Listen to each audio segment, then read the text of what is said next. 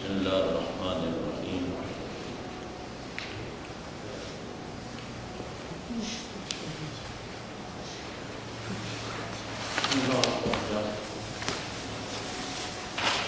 آج کی یہ نشست رمضان المبارک کی آخری نشست ہے۔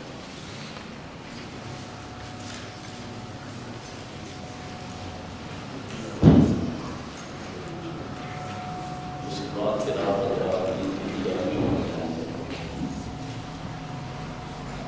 جس کے لیے مستحبات جو ہیں وہ ہیں کہ آپ تکبیر اللہ اکبر اللہ اکبر لا الہ الا اللہ واللہ اکبر اللہ اکبر وللہ الحمد، یہ پڑھتے ہوئے عیدگاہ کو آپ نکلیں گے۔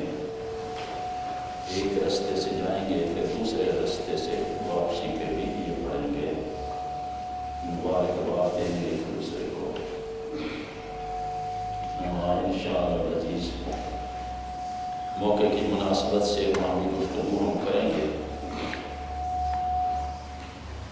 جیسا کہ پورا 27 دن ہم نے اللہ تعالیٰ کے فضل و احسان سے ہر رات قرآن مجید کی تفسیر، اس کا خلاصہ، تلاوت سنی سنائی، یہ رون کے لگی رہی ہے الحمدللہ۔ تو آج میں نے چونکہ حسب وعدہ وقت دیا ہے آپ حضرات کو کہ آپ جو بھی آپ کے ذہن میں کوئی سوال ہو تو وہ آپ سوال کریں تاکہ اس کا ویلی کم کر دیں اور کام کر جائے تو ساتھی لوگ تھک بھی گئے، ہم سے زیادہ تھا۔ میرا رات لیلۃ القدر گزاری پوری رات سینہ درد کرنے لگے، سر بھی درد کرنے لگے۔ اینڈ پہ جب ہم نے صلاۃ السلام پڑھ کے پھر نکلے تو سارا دن رات بھی سر پہ نیند بھی نہیں آئی اس حساب سے، تو پھر وہ خاصی طبیعت پہ تھی ڈاؤن، اس طرح ویکنس بہت زیادہ ہوگی جس وجہ سے آپ پھر میں نہیں پہنچ سک رہا۔ تو آج میں نے کہا جیسا بھی قرآن بھی آئی رات اور پھر ایک یہ وعدہ کیا تھا کہ سورۃ الرحمن میں پوری طرح بھی پڑھیں گے، اس کی 78 آیات ہیں سورۃ الرحمن کی، مزید بھی اس میں 6 طرح پڑھی جا سکتی، کیونکہ ہر رکعت میں کم از کم 3 آیتیں ہیں۔ 26 ہی کرا دینی تھی، ہاں جی 26 ہی کرا دینی تھی۔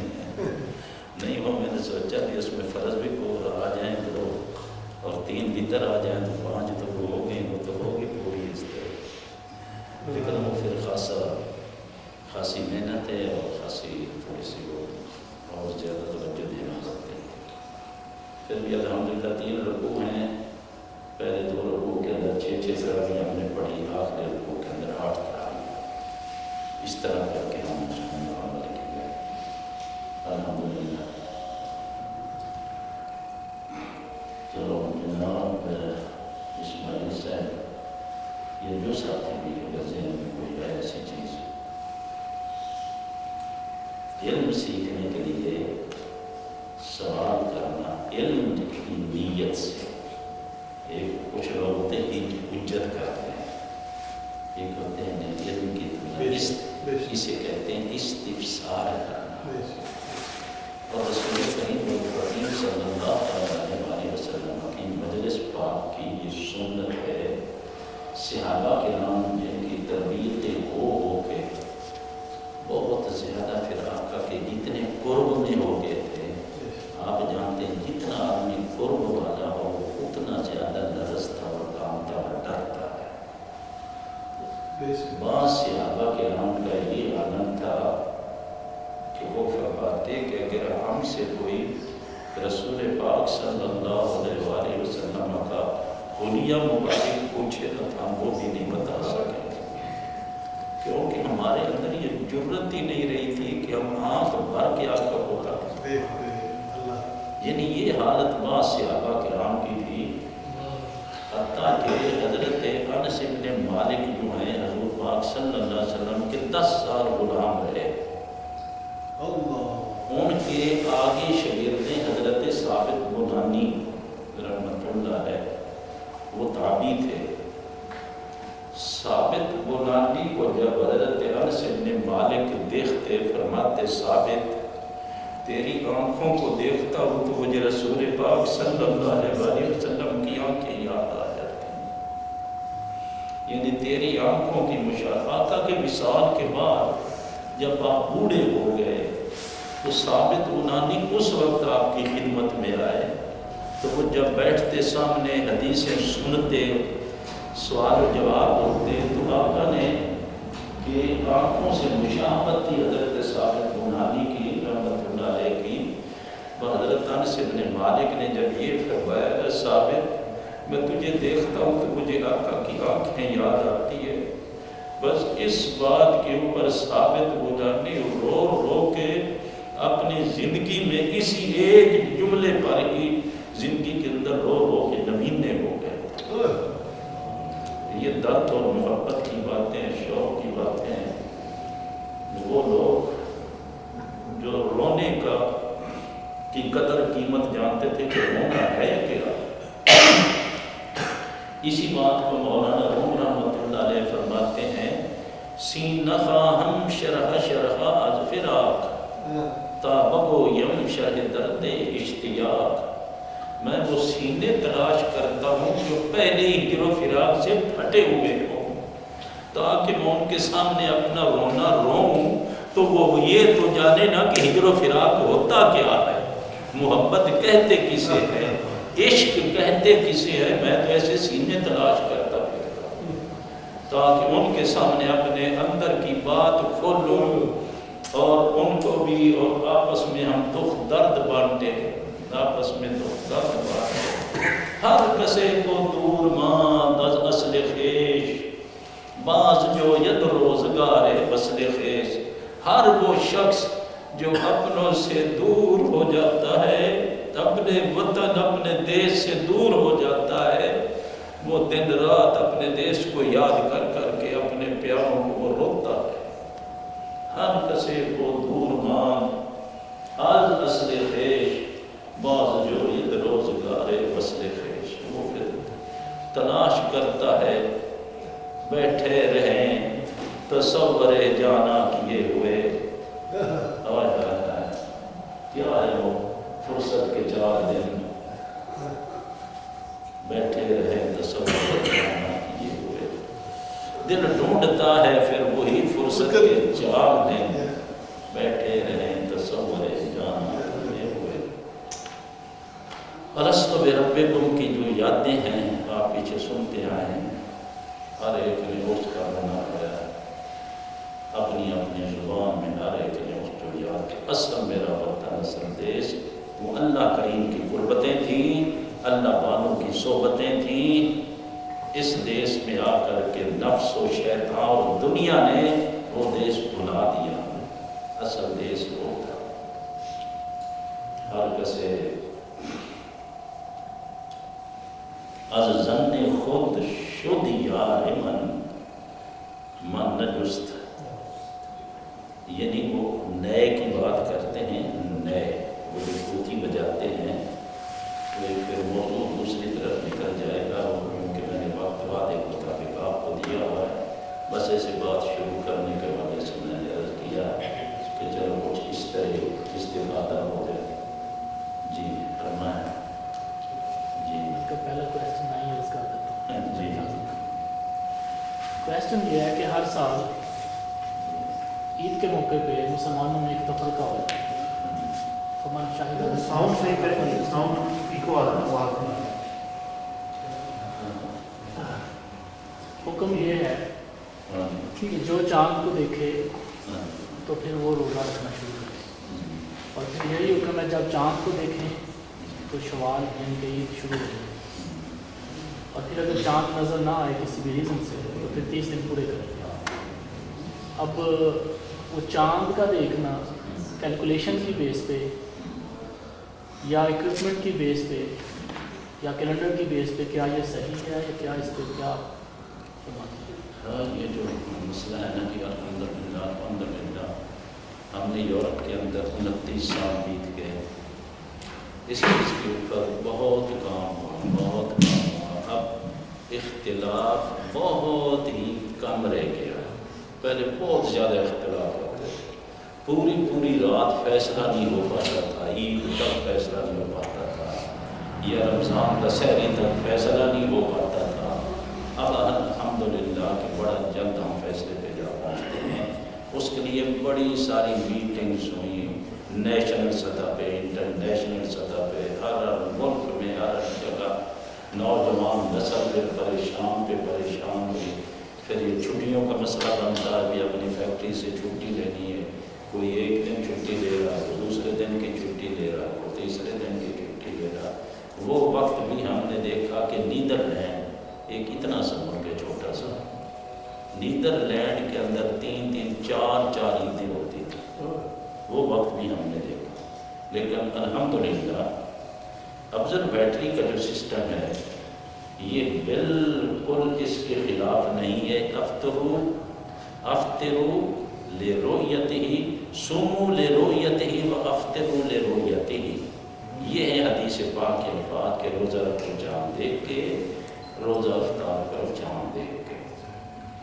قرآن مجید کے اندر کئی مقامات پر رویا کا لفظ خواب پر بھی آیا ہے، رویا کا لفظ آنکھ سے دیکھنے پر بھی آیا ہے، رویا کا لفظ علم کے معنی میں بھی آیا ہے، اور کئی جگہ علم رویا کے معاملے میں اور رویا علم کے معاملے میں۔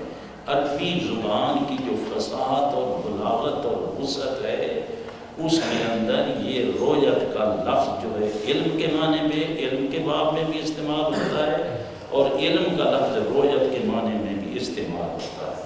حضور احمد صلی اللہ علیہ وآلہ وسلم نے ارشاد فرمایا صوموا لرؤیتہ وافطروا لرؤیتہ، روزہ رکھو چاند جب نظر آئے، افطار کر دو جب ہوگا شباب کے چاند نظر آ جائے۔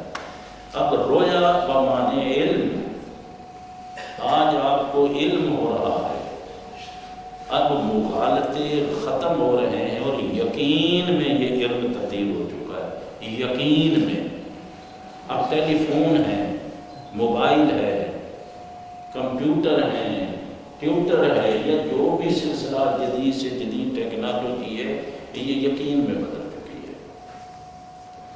اب 2 + 2 کریں گے 4 ہی رزلٹ آئے گا، 5 نہیں آئے گا۔ یعنی لگا لو کہ 1% بھی اب مغالطہ نہیں رہا۔ تو جب اس نہج پہ علم آ گیا ہے رویت کا، تو اس علم کو بھی ہم رویت کے ہی معنی میں لیں گے۔ اگر آپ کو چاند بتا رہا ہے مون کی برتھ پر کسی کا کوئی اختلاف نہیں، 100 سال آگے تک آپ آبزرویٹری کے پہ جائیں، اس ویب سائٹ پہ کلک کریں تو آپ کو اگلے 100 سال کے چاند کے بارے اتنے بج کے اتنے منٹ اور اتنے سیکنڈ پہ نیا چاند ہوگا۔ یہ ہر کے گھر میں یہ چیز جیب میں، بلکہ آئی فون تو جیب میں ہر کسی کے، آپ کو اس کے پتہ چل جاتا ہے۔ اب اس کے اندر یہ ہے کہ اگر چاند کی پیدائش ہو چکی ہے اور یقینی ہو چکی ہوتی ہے، اس کے بعد ہم نے صرف اس کو یہ دیکھنا ہے کہ اس کی جو پیدائش ہوئی ہے یہ کس ڈیٹ پہ اور کتنے بج کے کتنے منٹ پہ ہوئی ہے، اس دن سورج کتنے بج کے کتنے منٹ پہ غروب ہو رہا ہے، کیا سورج کے غروب کے بعد چاند ہے یا چاند پہلے ہی غروب ہو گیا۔ اگر چاند پہلے ہی غروب ہو گیا تو ہم اس کو کاؤنٹ نہیں کرتے۔ اگر چاند نکلا ہے صبح لگا لو 8 بجے، اس کا بھی جس طرح سورج کا طلوع غروب ہے چاند کا بھی طلوع غروب ہے، چاند نکلا ہے 8 بجے، اس کی برتھ ہو گئی ہے، اور وہ غروب ہو رہا ہے رات 11 بجے، سورج غروب ہو رہا ہے 9 بجے، اس کا مطلب ہے 2 گھنٹے بعد جا کے غروب ہوا۔ وہ یقیناً چاند ہے۔ ہم چونکہ چاند رات کو لیتے ہیں کہ جب چاند کی ڈیٹ شروع ہوتی ہے رات سے، غروب آفتاب کے بعد کے ساتھ ہی شروع ہو جاتی ہے، تو ہم اس کو لے لیتے ہیں کہ ٹھیک ہے اس کی ایج ہوگی، یہ صبح کتنے بجے نکلا تھا؟ 8 بجے، رات 11 بجے غروب ہو رہا ہے، 8 اور 8 12 اور 3 15 گھنٹے اس کی اس بیبی کی عمر ہو چکی ہے،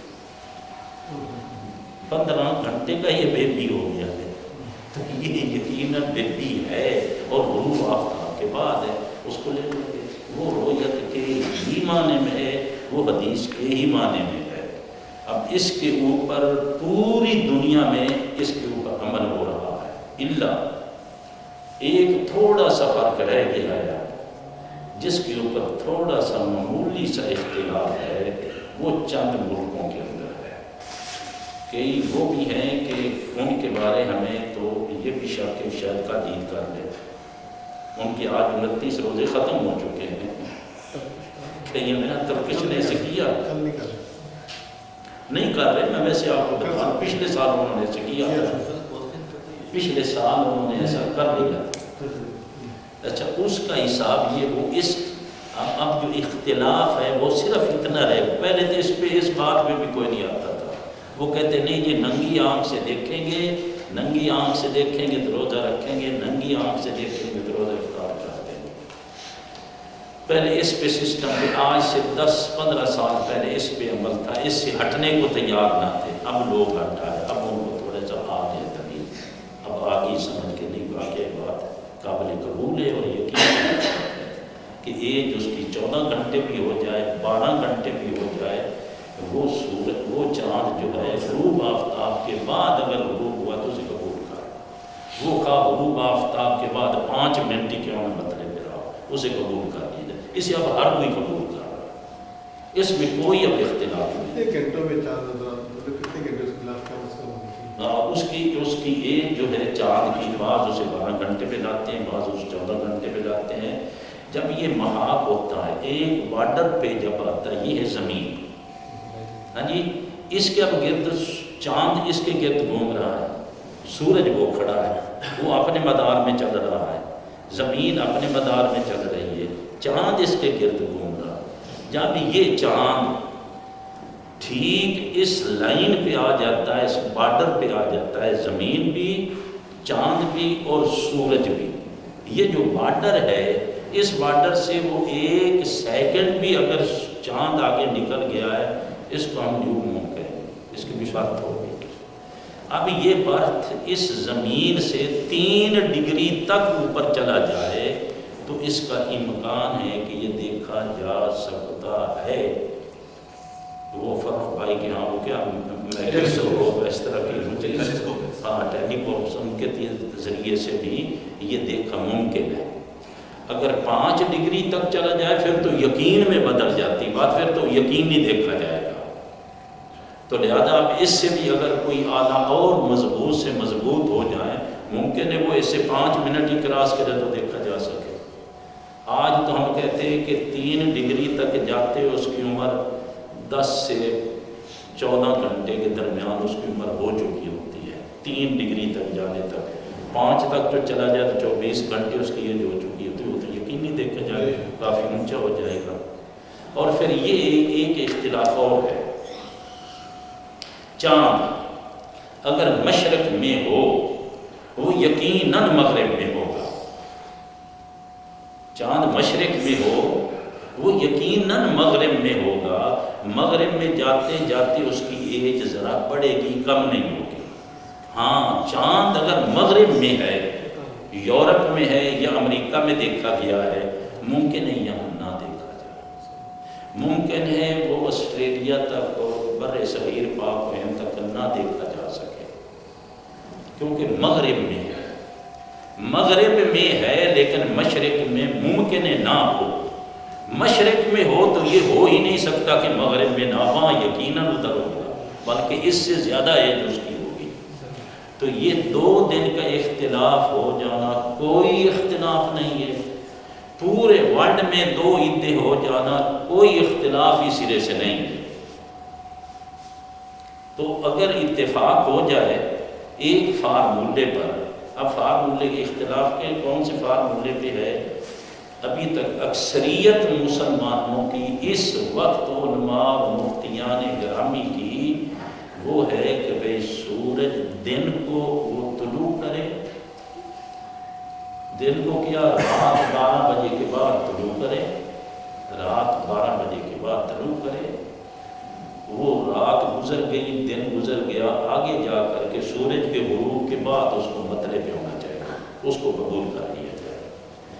اب کچھ لوگ اس پہ آ گئے ہیں کہ نہیں، سورج دن کو چاند طلوع ہوا، جس طرح چاند کا طلوع غروب ہے، سورج کا طلوع غروب ہے، چاند کا بھی اسی طرح طلوع غروب ہے، چاند طلوع ہو گیا، اب وہ سورج کے غروب ہونے سے پہلے غروب ہو گیا، تو ہم اسے ابھی تسلیم کرنے کو تیار نہیں، ہم کہتے نہیں اس کے بعد اس کو غروب ہونا چاہیے، تب ہم اس کو پہلی چاند رات کہیں گے۔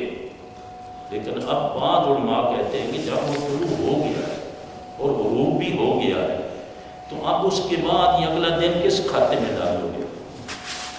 اگلا پورا دن پڑا ہے وہ کس کھاتے میں ڈالو گے؟ اس کو پچھلے چاند کی ڈیٹ میں ڈال دو گے یا اگلے کی ڈال دو گے؟ وہ پھر کہتے ہیں کہ اگر وہ 30 ہو گئے ہیں پورے اس حساب سے اور غروب آفتاب سے پہلے غروب بھی ہو رہا ہے بے شک، لیکن چاند وہ 30 کا گیا، اس کو قبول کر لیا جائے، اگر 29 کا ہے تو پھر قبول نہ کیا جائے۔ یہ ہے اصل، اس وقت تھوڑا سا یہ اختلاف رہ گیا ہے، اب یہ بھی انشاءاللہ مزید 2-10 سال گزریں گے نا، یہ بھی ختم ہو جائے گا، تو یہ کوئی خاص اس وقت ہمیں یہ اختلافی مسئلہ اتنا نہیں رہا۔ جی مجھے چند سوالات ہیں جو کہ سب عام سب لوگوں کے لیے ہیں جی کہ یہاں پر جو ہے ہم جو انڈیا میں سیکھ کے آئے ہیں اور یہاں پر جو دیکھا جا رہا ہے اسلام کو، تو پہلی چیز یہ ہے کہ حضور صلی اللہ علیہ وسلم سے محبت، اہل بیت سے محبت اور قرآن سے جو کہ حدیث میں ہے ان سے محبت کرنا ہے، کیا کیا ہے اس کا تھوڑا کھل کے بتانا۔ ہاں، لوگ آج کل دیکھ لی جائے کہ محبت کو کہتے ہیں جی یہ شخصیت پرستی کا سبب دیتے ہیں لوگ، یہ شخصیت پرستی میں لے آتے ہیں، نہیں شخصیت پرستی نہیں ہے۔ اگر شخصیت پرستی اس کو شمار کیا جائے تو پھر ایک نہیں پھر ہزاروں حدیثیں جو ہیں ان کو پھر صاف کر دیا جائے۔ پوری بخاری کے اندر متفق علیہ حدیث کہ حضور سیدنا عمر فاروق رضی اللہ تعالی عنہ کا ہاتھ مبارک رسول پاک صلی اللہ علیہ وسلم نے سیدنا عمر فاروق رضی اللہ تعالی عنہ کا ہاتھ پکڑ لیا، پیار سے دوست کا جس طرح ہاتھ پکڑ کے جیسے چل پڑے، تو حضرت عمر فاروق عرض کرتے یا رسول اللہ صلی اللہ علیہ وسلم مجھے آپ سے بڑی محبت ہے، اتنی شدید محبت ہے کہ صرف اپنی جان سے بڑھ کے نہیں باقی ہر شے سے بڑھ کے محبت ہے، ماں باپ اولاد بیوی بچے ہر دولت سرمایہ ہر شے سے بڑھ کے محبت ہے۔ لیکن سچے لوگ تھے، سچی بات تھی جو اندر کی تھی، جو حالت یا رسول اللہ صلی اللہ علیہ وسلم اپنی جان یہ اس سے بڑھ کے نہیں۔ رسول پاک صلی اللہ علیہ وسلم نے فرمایا عمر ابھی بات مکمل پھر نہیں ہوئی، ابھی بات صحیح نہیں ہے، بس جب یہ بات کی اس کے بعد سیدنا عمر فاروق رضی اللہ تعالیٰ عنہ یا رسول الآن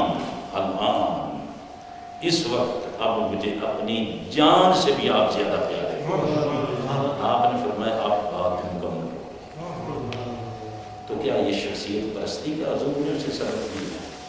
پھر لا یؤمن احدکم حتی اکون احب الیہ من والدی وولدی والناس اجمعین، وہ شخص اس وقت تک مومن ہو ہی نہیں سکتا جب تک کہ میں اسے اس کے والدین سے، اس کی اولاد سے، پوری انسانیت سے بڑھ کے اسے پیارا نہ ہو جاؤں، وہ مومن ہی نہیں ہو سکتا۔ تو کیا یہ شخصیت پرستی کا درس دے رہے ہیں رسول پاک صلی اللہ علیہ وسلم؟ مومن ہونے کے لیے شرط ہے رسول پاک صلی اللہ علیہ وسلم سے محبت کرنا، اگر وہ محبت درمیان سے نکال دیں تیرے پاس رہ کیا جاتا ہے؟ تجھے رب کی خبر کس نے دی ہے؟ تجھے کس نے بتایا کہ یہ قرآن حکیم ہے؟ تیرے اوپر نازل ہوا ہے؟ نہیں۔ اس لیے پھر جب رسول پاک صلی اللہ علیہ وسلم سے آپ کو محبت ہوگی، یہ ہو ہی نہیں سکتا کہ اس کے گھرانے سے محبت نہ ہو۔ پھر جتنا اس کے قریب سے قریب تر ہیں اتنی ان سے آپ کو محبت ہوگی، اس پورے گھرانے سے۔ اس لیے پوری اہل بیت اطہار سے آپ کو محبت ہوگی۔ حضور پاک صلی اللہ علیہ وسلم کا گھرانہ ہے، ام المومنین جو ہماری مائیں ہیں، آقا کی جو فیملی ہے وہ ساری کی ساری ان سے ہمیں محبت ہوگی۔ پھر جو ان کے صحابہ کرام ہیں، والذین معہ، جو ان کے ارد گرد رہنے والے ہیں، اب ان سے کیسے محبت نہ ہوگی؟ تو یہ ایک فطرتی بات ہے، آپ کو جس سے محبت ہے، اور اس کے شہر سے محبت آپ کو ہوگی، ان گلیوں سے آپ کو محبت ہوگی، اس دیش سے آپ کو محبت ہوگی۔ یہ تو ایک فطرتی چیز ہے۔ تو پھر رسول پاک صلی اللہ تعالیٰ علیہ وسلم جب یہ فرماتے ہیں کہ تم مومن ہو ہی نہیں سکتے ہو جب تک کہ اپنی مال جان ہر چیز سے بڑھ کے مجھ سے محبت نہ کرو، تو نعوذ باللہ کوئی کہے جی یہ تو شخصیت پرستی ہے، تو شخصیت پرستی یہ حضور شخصیت پرستی کا درس دے رہے ہیں، یہ تیرا ایمان پختہ کر رہے ہیں کہ ایمان ہے کس چیز کا نام۔ ابھی آپ نے فرمایا محبت کا، تو یہ اکثر لوگ اس پہ کہتے ہیں کہ جی یہ محبت کا مطلب یہ ہے جو سرکار نے فرمایا وہ کرو، جو آپ لوگ محبت کہتے ہیں یہ محبت نہیں ہے۔ تو اس کو بھی تھوڑا سا آپ پلیز ایکسپلین کریں۔ یہ ہے، ایک ہے آقا کی ذات، ایک ہے آقا کی تعلیمات۔ ایک ذات ہے حضور اکرم صلی اللہ علیہ وسلم کی ذات، اور ایک ان کی ہے تعلیمات۔ اس پر بھی محبت کا الگ چیپٹر ہے، یہ ایک الگ چیپٹر ہے۔ اب آدمی کہنے جی یہ محبت نہیں ہے، اس سے مراد صرف یہ محبت ہے، نہیں، اس سے یہ محبت ہے۔ اب یہ محبت ہے اصل۔ عمل میں کمزوری بھی اگر ہو گئی اور اس میں اگر کمزوری نہ ہو تو تیری جڑ مضبوط ہے۔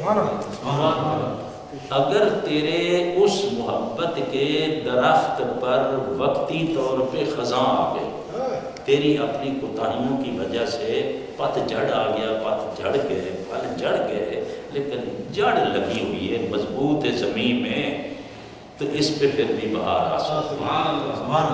اور اگر جڑ کٹ جائے، تیرے ہزاروں پھل پھول کچھ بھی ہوں ختم ہو جائیں گے، کچھ نہیں ہے۔ لہذا اصل چیز ہے محبت رسول صلی اللہ علیہ وسلم، اللہ تعالیٰ سے محبت، یہ اصل ہے۔ اچھا، اب رسول پاک صلی اللہ علیہ وسلم یہ بات اگر اسی طرح اسی معنی میں اگر لے لی جائے تو پھر رسول پاک صلی اللہ علیہ وسلم سے محبت مراد نہیں، ان کی تعلیمات سے محبت ہے۔ تو پھر رب کی محبت کو کدھر لے جاؤ گے؟ وہ کہو گے نہیں نہیں، رب سے محبت کی ضرورت نہیں، بس اس نے جو فرمایا اس پر عمل کرو۔ وہ اللہ کی بندو، اس کا رب سے بھی محبت، رسول سے محبت نہ کرو، رب سے بھی محبت کی ضرورت نہیں ہے۔ حالانکہ اللہ کریم فرماتے ہیں والذین آمنوا اشد حبا للہ، ایمانداروں کی تو سب سے بڑی علامت یہ ہے کہ وہ رب سے عشق کرتے ہیں، شدید ترین محبت کرتے ہیں۔ یہ اب لغت کی بات ہے، گرامر کی بات ہے کہ گرامر کے اندر اشد ہے، شدید بھی نہیں کہا۔ ایک ہے محبت، ایک ہے شدید محبت، ایک ہے حد سے بڑھ کے محبت، اس کو کہتے ہیں اشد حبا للہ۔ جو حد سے بڑھ جائے وہ عشق بن جاتا ہے۔ تو رب سے پھر محبت کی نہ کریں بھی، اس کے صرف قرآن کا کہنا مانیں، رب سے بھی محبت کی ضرورت نہیں، رسول سے بھی محبت کی ضرورت نہیں، وہ ان کی تعلیمات پہ چلے۔ کہاں لے جاؤ گے تم تعلیمات جو ان کی ذاتوں سے محبت نہیں؟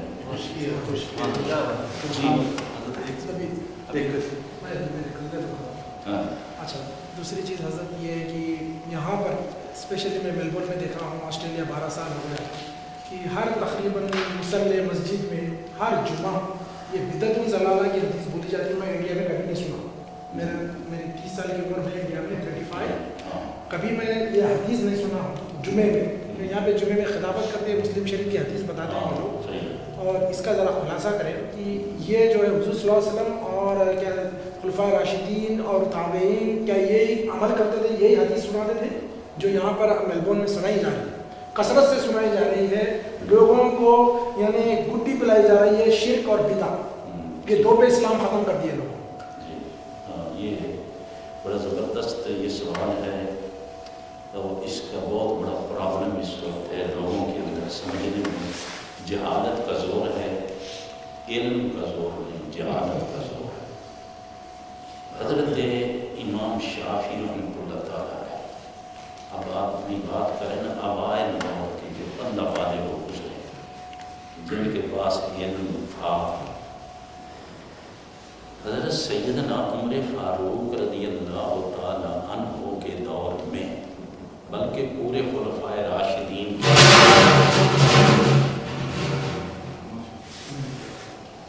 مسجدیں اسی طرح صاف دیوار ہوتے تھے، محراب نہیں ہوتے، نہ مسجدوں کے محراب، نہ گنبد، نہ مینار، یہ بدعت ایسا ہے۔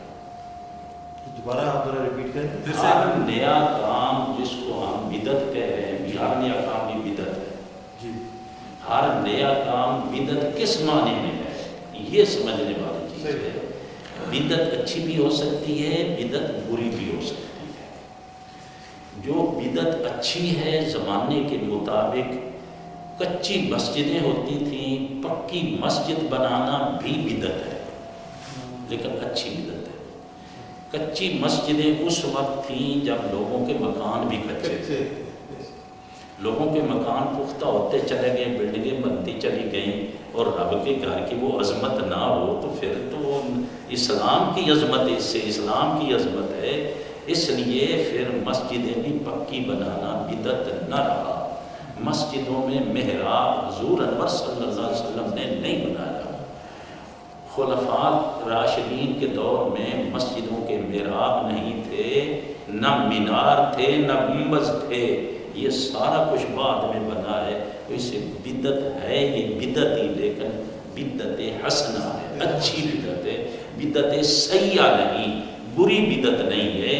وہ جو بری بدعت ہے اسے کہتے ہیں محدثات۔ کل محدثات بدعۃ وکل بدعۃ ضلالۃ۔ یہ اس کو اگر کوئی اس طرح نئی قوم کو سمجھاتا تو پھر اندر خرابی بھی، اس کے اندر اپنی خرابی بھی۔ اچھی بدعت، یہ تراویح ہم نے پڑھی ہے، یہ تراویح بھی بدعت ہے۔ اس طرح جماعت کے ساتھ ایک امام کے پیچھے الحمد سے لے کے والناس تک قرآن مجید ختم کرنا، حضور سیدنا عمر فاروق رضی اللہ تعالی عنہ نے دیکھا۔ حالانکہ حضور پاک صلی اللہ علیہ وسلم نے اس طرح باقاعدہ جماعت کے ساتھ 3 دن تراویح پڑھی ہے۔ اس کے بعد جب دیکھا کہ لوگوں کا جھمگٹا بنتا جا رہا ہے، آپ اس خوف سے کہ کہیں لوگ اسے فرض نہ قرار دے دیں، جس طرح فرض نماز ہے اس طرح اس کو فرض قرار نہ دیں، آپ تراویح پڑھتے رہے لیکن اپنے گھر میں پڑھتے رہے۔ سیدنا صدیق اکبر کے دور میں بھی ایسا ہی چلتا رہا۔ جب دور آیا حضرت عمر فاروق رضی اللہ تعالی عنہ کا، تو لوگوں کی محبت اور ذوق کہ وہ عشاء کی نماز کے بعد ایک امام ادھر کھڑا، اس کے پیچھے 8-10 کھڑے ہیں، ایک ادھر کھڑا ہے، کوئی 20 اس کے پیچھے، ادھر کھڑا ہے 100 اس کے پیچھے ہے۔ آپ نے جب یہ مختلف حفاظ دیکھے کہ ان کے پیچھے لوگ تراویح عبادت کر رہے ہیں، تو آپ نے فرمایا کیوں نہ ان کو ایک امام کے پیچھے کھڑا ہے۔ آپ نے اپنے chief justice, supreme council of Medina کے چیف جسٹس آپ کے دورے خلافت میں تھے حضرت ابی بن کعب رضی اللہ تعالیٰ، یہ بہت بڑے قاری، نفیس ترین قاری تھے۔ ان کو آپ نے فرمایا کہ آپ ایسا کیوں نہ کریں کہ ہم ان سب کو ملا کر کے آپ کے پیچھے کھڑا کر دیں اور سارے ایک امام کے پیچھے نماز پڑھیں۔ حضرت ابی بن کعب آگے کھڑے ہو گئے، ساری پوری جماعت حفاظ سے آپ سارے آپ کے پیچھے نماز تراویح ہو رہی ہے۔ تو حضرت سیدنا عمر فاروق رضی اللہ تعالیٰ، یہ بخاری شریف کی، میں کہتا ہوں بخاری سے جو زیادہ بخاری پہ زور دیتا ہے یہ بخاری میں ہی تو ہے۔ آپ نے فرمایا نعم البدعۃ ھذہ، یہ کتنی اچھی بدعت ہے، یہ کتنی اچھی بدعت ہے۔ اور 1400 سال بیت گئے حرمین شریفین میں جو لوگ زیادہ جن کو فالو کرتے ہیں وہ 20 ہی پڑھتے آ رہے ہیں. اس سے بڑی دلیل کیا ہے؟ امت کی اکثریت مین سٹریٹ پہ جائیں. رسول پاک صلی اللہ علیہ وسلم نے فرمایا جب فتنوں کا دور آ جائے، ہر طرف فتنے ہی فتنے، فساد ہی فساد تمہیں دین کے اندر نظر آئے، اس مین جماعت سواد اعظم کو لینا، ان کے ساتھ مل کے رہنا، ادھر ادھر نہ بھٹکتے پھرنا. تو اکثریت اسی طرح صلاۃ تراویح بدعت نعم البدعۃ ہذہ، یہ ہے بدعت ہی لیکن اچھی بدعت. آپ نے فرمایا نعمہ، کتنی اچھی بدعت ہذہ، یہ بدعت ہے. اچھا، 2 شخص آئے مدینہ پاک سے، کچھ فاصلے پر رہتے تھے، ان کو کوئی مسئلہ درپیش تھا. وہ آئے حضرت عمر فاروق رضی اللہ تعالیٰ عنہ کے راستے جگر حضرت عبداللہ بن عمر، بہت ہونہار نوجوان نفیس ترین صحابہ کرام میں، بہت بڑے مفتی بھی تھے اور مجتہد بھی تھے اور بہت بڑے محدث بھی تھے صحابہ کرام کے اندر حضرت عبداللہ بن عمر رضی اللہ تعالیٰ عنہ. یہ رسول پاک صلی اللہ علیہ وسلم کی مسجد نبوی پاک کچا اجرا تھا، کچی مسجد تھی، اس طرح دیوار کے ساتھ ٹیک لگا کے بیٹھے ہیں. چاشت کا وقت ہے. چاشت کا وقت ہوتا ہے جب سورج خوب نکل آئے، وہ گھنٹہ بعد، اور دوپہر ہونے سے، زوال شروع ہونے سے پہلے جب 12 بجے کے، یہ درمیان کا وقت چاشت کا وقت. وہ صحابہ 2 حاضر ہوئے، انہوں نے کوئی مسئلہ پوچھنا تھا. تو وہ جب آئے تو دیکھا کہ لوگ مسجد نبوی پاک میں نوافل ادا کر رہے ہیں، کوئی ادھر کو ادھر علیحدہ ہے. چاشت کے نفر 2 سے لے کے 12 تک ہے، اور یہ بڑی عظیم نماز ہے، بڑی برکتوں والی، یعنی تہجد کے قائم مقام یہ نماز ہے. تہجد کے بعد سب سے زیادہ فضیلت والی یہ نماز ہے. کون سے ٹائم پہ؟ یہ سورج نکلنے کے کوئی گھنٹہ بعد سے لے کر کے 12 بجے تک، یعنی زوال شروع ہونے تک یہ وقت ہے. لوگ جب وہ نماز پڑھ رہے تھے تو وہ چونکہ باہر سے نئے آئے تھے، انہوں نے جب دیکھا نا کہ لوگ اس وقت نماز پڑھ رہے ہیں، انہوں نے حضرت عبداللہ ابن عمر سے عرض کی کہ حضور یہ لوگ کیا کر رہے ہیں اس وقت، یہ کون سی بات؟ آپ نے فرمایا یہ بدعت کر رہے ہیں. حضرت عبداللہ ابن عمر فرما رہے ہیں کہ یہ بدعت کر رہے ہیں، یہ نہیں فرمایا کہ یہ برا کام کر رہے ہیں، یہ بدعت کر رہے ہیں. یعنی ایک اچھی چیز ہے، اس کو وہ ادا کریں، نماز پڑھیں، نفل پڑھ لیں، اور آقا نے ان نفلوں کو ادا کیے، نہیں یہ سنت ہے نفل. اچھا، یہ ہو گیا. اس کے بعد رسول پاک صلی اللہ علیہ وسلم کے زمانہ اطہر میں قرآن مجید ایک جگہ جمع نہیں کیا گیا، ایک کتابی شکل نہیں دی گئی.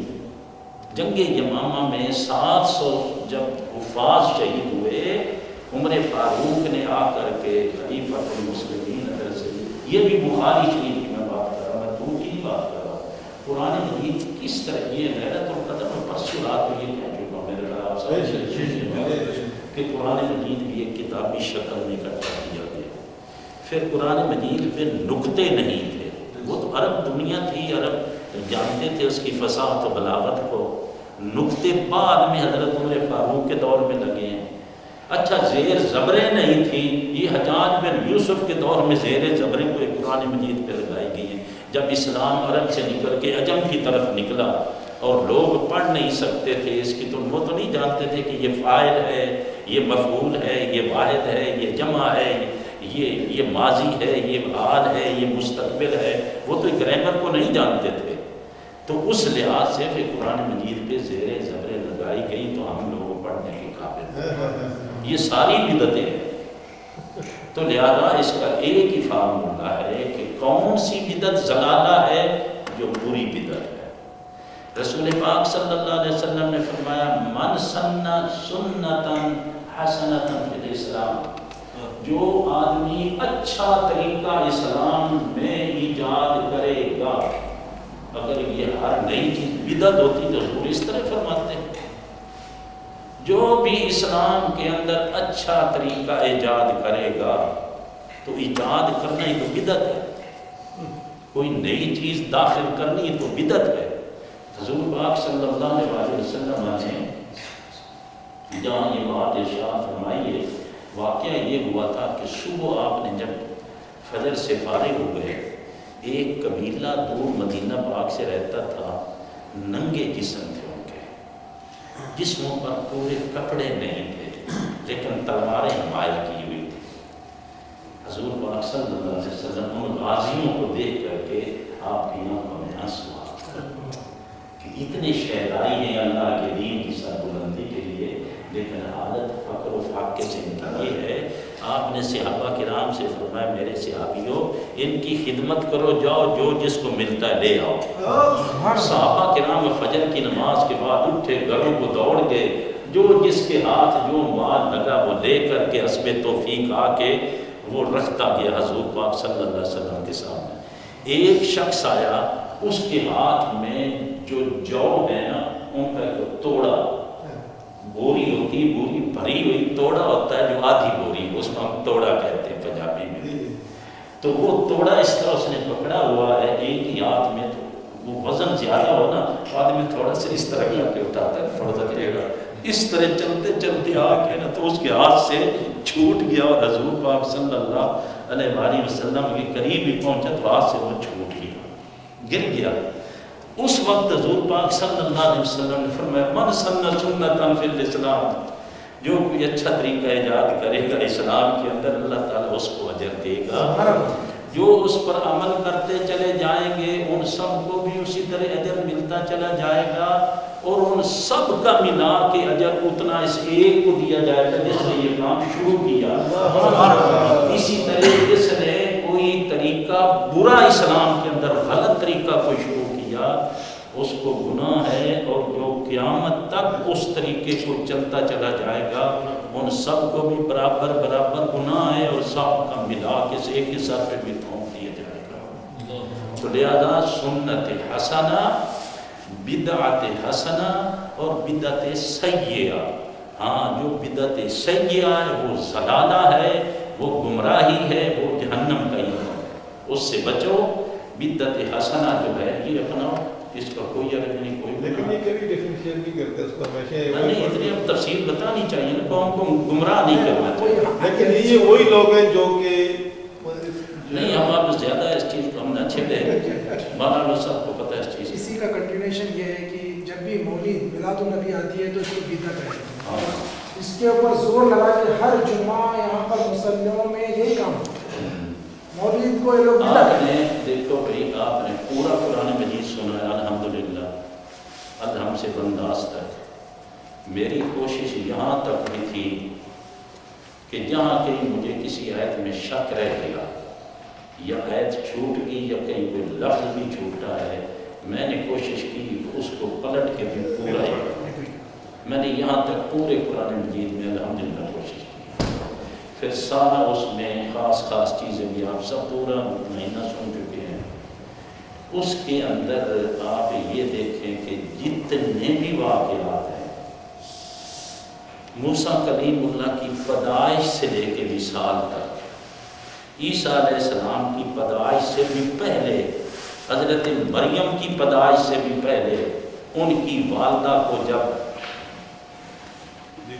والدہ ان کی میں پیٹ میں تھی، حضرت مریم تو منت باندھی تھی، وہاں سے شروع کر کے حضرت مریم، پھر آگے حضرت عیسیٰ علیہ السلام کی پیدائش، عیسیٰ علیہ السلام کی زندگی، حضرت اسماعیل علیہ السلام ہیں ان کی پیدائش ہے، اسحاق علیہ السلام کی پیدائش ہے، یحییٰ علیہ السلام کی پیدائش ہے۔ ارے یحییٰ علیہ السلام ابھی تو پیدا کیا، ابھی تو باپ کی پشت میں تھے تو اللہ تعالیٰ نے بشارت دی تھی، ہم وہاں سے اس ذکر کو پورے قرآن مجید میں ہم اس کو کرتے ہیں۔ تو یہ سارے نبیوں کی پیدائشوں کے جو تذکرے ہیں، وَسَلَامٌ عَلَيْهِ يَوْمَ وُلِدَ وَيَوْمَ يَمُوتُ وَيَوْمَ يُبْعَثُ حَيًّا، سلام ہو یحییٰ پر جس دن وہ پیدا ہوا، سلام ہو یحییٰ پر جس دن اس کا وصال ہوا، سلام ہو یحییٰ پر جس دن قیامت کے دن اٹھایا جائے گا، سلام ہو یحییٰ پر جس دن اس کا میلاد ہوا۔ ولیدہ کیا ہوتا ہے؟ ولیدہ، والدہ، ولادت، میلاد، مولود، یہ سارے ایک ہی قبیل کے الفاظ ہیں۔ لغت کے اندر یہ سارے ایک ہی قبیلے کے یہ سارے الفاظ ہیں۔ ولدا، ولدا، ولدا، ولادت، مولود، میلاد، یہ سارا ایک ہی لفظ ہے، ایک ہی مفہوم اور معنی۔ تو رب کریم فرما رہے ہیں سلام علیہ یوم ولدا، ذکر پیچھے یحییٰ علیہ السلام کا آ رہا ہے، سورہ مریم میں پہلا رکوع ختم ہو، سلام ہو اس پر جس دن وہ پیدا ہوا، یحییٰ علیہ السلام کا، بس جس دن اس کا میلاد ہوا اس پر سلام ہو۔ عیسیٰ علیہ السلام خود فرما رہے ہیں والسلام علیہ یوم ولدت، تو میرے اوپر سلام ہو جائے اللہ تعالیٰ کے جس دن میں پیدا ہوا۔ بھائی سارے نبیوں کی ولادت کے تذکرے اور کس سے حضرت موسیٰ کلیم اللہ کا تذکرہ، یہ سارے آپ سنتے ہیں۔ حضرت آدم علیہ السلام کی تو تخلیق ہوئی، تو تخلیق کا کتنی جگہ ذکر ہے، تو یہ سارا میلاد ہر نبی کا تذکرہ اور میلاد یہ چیزیں قرآن مجید میں موجود ہیں۔ مجھے سمجھ نہیں آئی کہ یہ لوگ خدا جانے کہ ان کو کیا ہے، یہ کیا دشمنی ہے اللہ والوں سے، کیا دشمنی ہے۔ میلاد کرنا شرک کی جڑ کو کاٹنا۔ ہم ہر سال کیوں میلاد کرتے ہیں؟ ہم یہ سمجھتے ہیں کہ وہ آخر زمان نبی حضرت محمد مصطفیٰ صلی اللہ علیہ وسلم سارے نبیوں کے سردار ہیں، چاند دو ٹکڑے کرنے والے ہیں، 10 روز کلمہ پڑھانے والے ہیں، کنکریوں سے کلمہ پڑھانے والے ہیں، غروب سورج کو موڑنے والے ہیں، حضرت سیدنا عیسیٰ علیہ السلام ان کی بشارت دینے والے ہیں۔ ہم ان کی تعریفوں میں جو ہو سکتا ہے سب کچھ کرتے ہیں، لیکن میلاد مناتے ہیں اس لیے کہیں یہ نہ کوئی سمجھے کہ عیسیٰ علیہ السلام کو عیسائیوں نے اللہ کا بیٹا بنا دیا اور اللہ بنا دیا۔ ہم میلاد کرتے ہیں کہ نہیں، وہ پیدا ہوئے ہیں، جو پیدا ہوئے وہ خدا نہیں ہو سکتا۔ میلاد کرنا شرک کی جڑ کو کاٹنا ہے۔ وہ صرف سال بعد نہ کریں، ہر روز یوم میلاد پورا سال کا۔ تو یہ ہے اصل چیز۔ اللہ تعالیٰ اس کی توفیق دے۔ میلاد منانا شرک نہیں ہے، میلاد منانا شرک کی جڑ کاٹنا ہے۔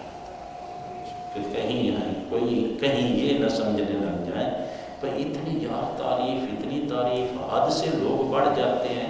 ارے حکم ہی حد سے بڑھنے کا ہے، یہی تو سارا جھگڑا ہے۔ دیکھو قرآن مجید میں سورہ توبہ میں پوری آیت ہے، اللہ کریم فرماتے ہیں میرے پیارے فرما دیں قل ان کان آباؤکم و ابناؤکم و اخوانکم و ازواجکم و عشیرتکم و اموال اقترفتموها و تجارت تخشون کسادها و مساکن ترضونها، یہ کتنی چیز ہوگی؟ 8 چیزیں۔ فرما دیں تمہارے آباء و اجداد، تمہارے بیٹے، تمہاری بیویاں، تمہارے رشتہ دار، تمہاری تجارتیں اور تمہارے بڑے بڑے محلات اور مکان اور یہ سارا کچھ کتنا ساری کتنی چیزیں محبت کی ہیں جن جن سے ہم کرتے، سارا گنا دیا اللہ کریم نے۔ احب الیکم من اللہ ورسولہ وجہاد فی سبیلہ، اگر ان 3 محبتوں پر یہ محبتیں غالب آ گئیں، یہ بیوی بچوں کی، یہ دنیا کی، یہ مال کی، یہ کوٹھیوں کی، یہ بلڈنگ کی، یہ تجارت کی، یہ دکانوں کی، یہ مکانوں کی، اور یہ ساری محبتیں جو ہیں، اگر ان 3 محبتوں بھی، اللہ کی محبت پہ، رسول کی محبت کے اور ان کی راہ میں جہاد کرنے کی محبت پر اگر یہ محبتیں غالب آ گئیں تو پھر رب کے عذاب کا انتظار کرو۔ لہذا یہ ساری محبتیں ایک حد میں رکھو۔ ماں باپ سے محبت ایک حد میں ہے، بیوی بچوں سے محبت ایک حد میں ہے، باقی ساری محبتیں ایک حد میں رکھو، ان کو ان محبتوں پہ غالب نہ ہونے دو۔ یہ ساری محبتیں حد میں ہیں، یہ محبتیں حد سے گزر گئی، یہ ان کے لیے حد نہیں ہے۔ بس ان میں فرق یہ ہے کہ خدا خدا ہے، مصطفیٰ مصطفیٰ ہے۔ اس کا میلاد مناتے رہو تاکہ کہیں لوگ یہ نہ کہیں بھی کہیں یہ بھی خدا کا حصہ یا جز ہے۔ نہیں، میلاد اسی کا منایا جاتا ہے جو پیدا ہوتا ہے، پیدا ہونے والا خدا نہیں ہو سکتا۔ وہ ایک ہی لم یلد ولم یولد، نہ اس سے کوئی پیدا ہوا نہ وہ کسی سے پیدا ہوا۔ تو زیادہ میلاد منانا تو شرک مٹانا ہے. بے شک. بس سارا جگڑتا ہے چیزوں.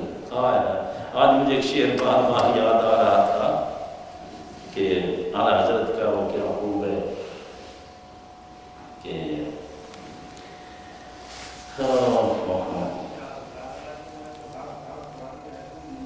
پیش نظر نہیں وہ ہے نا وہ جو میں نے کہا پرسوں آپ کو دو شعر سنا رہا تھا. دن رات میں کھونا تجھے، شب صبح تک سونا تجھے، شرم نبی خوف خدا یہ بھی نہیں وہ بھی نہیں.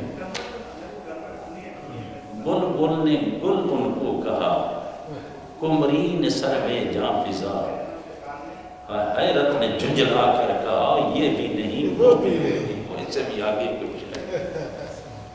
ہاں خورشید تھا کس زور پر، کیا پڑھ کے چمکا تھا کمر، بے پردہ جب یہ رخ ہوا یہ بھی نہیں وہ بھی نہیں.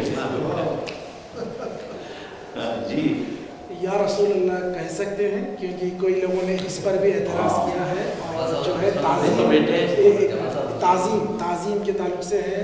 جب ہم جو ہے آب زمزم پیتے ہیں تو کھڑے ہو کر پیتے ہیں، جب سلام کا نذرانہ سرکار کے جو ہے روزے پہ کرتے ہیں کھڑے ہو کر کرتے ہیں، تو لوگ اس پہ بھی اعتراض کرتے ہیں. تعظیم اور اس کا ذرا خلاصہ کریں. بڑا سوال ہے. یہی کنسیپٹ ہے جو واضح نہیں کیا گیا، جس میں نوجوان نسل کو ان کے ذہن خراب کر دیے گئے. ایک ہے عبادت، ایک ہے تعظیم. عبادت فقط مولا کریم کی، تعظیم اللہ والوں کی. حضرت سیدنا سلمہ بن اکوع رضی اللہ تعالیٰ بڑے عظیم مجاہد صحابی اور دوڑ میں ان کے مقابلے کا کوئی نہیں تھا. اتنی بڑی دوڑ لگاتے. ایک بار رسول پاک صلی اللہ علیہ وسلم کے اونٹ کو کافر گھیر کے چرواہے سے لے کے نکل گئے. ان کو پتہ چلا یہ پیچھے دوڑے دوڑ کے ایک ایک کافر کو مار مار کے اونٹ آقا کے واپس لے کے آئے تھے. یہ حضرت سلمہ بن اکوع رضی اللہ عنہ آخری زمانہ ہے. تابعین کو پتہ چلا کہ یہ شام کے ایک علاقے میں رہتے تھے. بھائی یہاں حضور پاک صلی اللہ علیہ وسلم کے ایک صحابی ہے حضرت سلمہ بن اکوع، چلو یار ان کو ملے. اب یہ تابعین ملنے کے لیے گئے تو آپ نے نا چادر مبارک اوپر دی ہوئی تھی، بوڑھے ہو چکے تھے. اب انہوں نے جا کر کے سلام عرض کیا. جب سلام عرض کیا بیٹھے تو بیٹھے اب ایک ساتھی نے کہا کہ حضور آپ یہ فرمایا. اب تابعین کا کیا عالم ہوگا جب وہ صحابہ کے پاس بیٹھ کے حضور انور صلی اللہ علیہ وسلم کے حوالے سے باتیں کرتے ہوں گے. تو یار تو حضور آپ نے رسول پاک صلی اللہ علیہ وسلم سے بیعت کی؟ آپ نے فرمایا ہاں میں نے اپنے ان ہاتھوں سے، اندر ہاتھ ہے نا سردی جیسے اوپر آپ نے کپڑا لیا، انہوں نے اندر سے اس طرح ہاتھ نکالے. صحابہ کرام وہ تابعین فرماتے ہیں ان کے ہاتھ اس طرح تھے، اتنے بڑے ہاتھ ان کے، دیکھ کے ہم حیران رہ گئے. جس طرح اونٹ کے پاؤں ہوتے ہیں نا اگلے، اس طرح اتنے بھاری بھرکم اور بڑے ان کے ہاتھ ہیں. انہوں نے فرمانے لگے کہ ہاں میں نے اپنے ان ہاتھوں سے رسول پاک صلی اللہ علیہ وسلم سے بیعت کی. صحابہ کرام جو وہ تابعین جو بیٹھے تھے اٹھ کھڑے ہوئے، اٹھ کے جا کے ہاتھوں کو پکڑ کے چومنے لگ گئے. ہاتھوں کو چوم رہے ہیں کہ یہ ہاتھ آقا سے لگے. اسی طرح حضرت سیدنا سعد بن معاذ بنو قریظہ سے جب بات چیت کر کے وہ یہود سے آئے واپس، سواری پر سوار تھے تو رسول پاک صلی اللہ علیہ وسلم دیکھا جب سامنے آ رہے ہیں. آپ نے صحابہ سے فرمایا قوموا الی سیدکم، اٹھو اپنے سردار کے لیے. یعنی اٹھے، انہوں نے جا کر کے سواری سے اتارا اور عزت کے ساتھ لے کے حضور کی بارگاہ میں آ جائے. اٹھنا کسی کے لیے صحابہ کرام اٹھے اور اٹھ کر کے بوسے دینے لگے حضرت سلمہ بن اکوع کے ہاتھوں کو، حضرت انس بن مالک کے ہاتھوں کو. حضرت ثابت بنانی چومتے ہیں. کیا آپ نے حضور پاک صلی اللہ علیہ وسلم کو لیکن آپ کے ہاتھ لگے تھے حضور پاک صلی اللہ علیہ وسلم سے؟ وہ کہتے ہیں ہاں بالکل، ہم نے انہیں ہاتھوں سے حضور سے بیعت کی. اٹھ کھڑے ہوئے، اٹھ کر کے آگے بڑھ کے ان کے ہاتھ بھی چومے، قدم بھی چومے. یہ امام بخاری نے ادب المفرد میں پورا ایک باب لکھا ہے ہاتھ پاؤں چومنے کا. امام بخاری نے ادب المفرد آپ کی کتاب ہے، اس کے اندر یہ ساری چیزیں درج ہیں. ادب المفرد. یہاں بھی کچھ اچھا پھر ایک اور چیز آپ دیکھتے ہیں، بڑی مسیح اسی کی بات ہے. ہم جنازہ پڑھتے ہیں، جنازہ آگے میرے جیسے گناہ گار کا پڑا، ہم اس کے سامنے ہاتھ باندھ کے کھڑے ہو. جنازہ جب پڑھا جاتا ہے تو ہاتھ باندھ کے پڑھتے ہیں. اور یار ایک گناہ گار آدمی کے جنازے پر آپ ہاتھ باندھ کے کھڑے اس کے سامنے، اللہ کے حبیب کے سامنے ہاتھ باندھ کے سلام پڑھنے میں بدعت اور شرک یہ کیا سمجھ آ رہی ہے میرے؟ پھر ہم اس کے سامنے ہاتھ باندھ کے کھڑے ہیں ایک گناہ گار کے جنازے کے اوپر.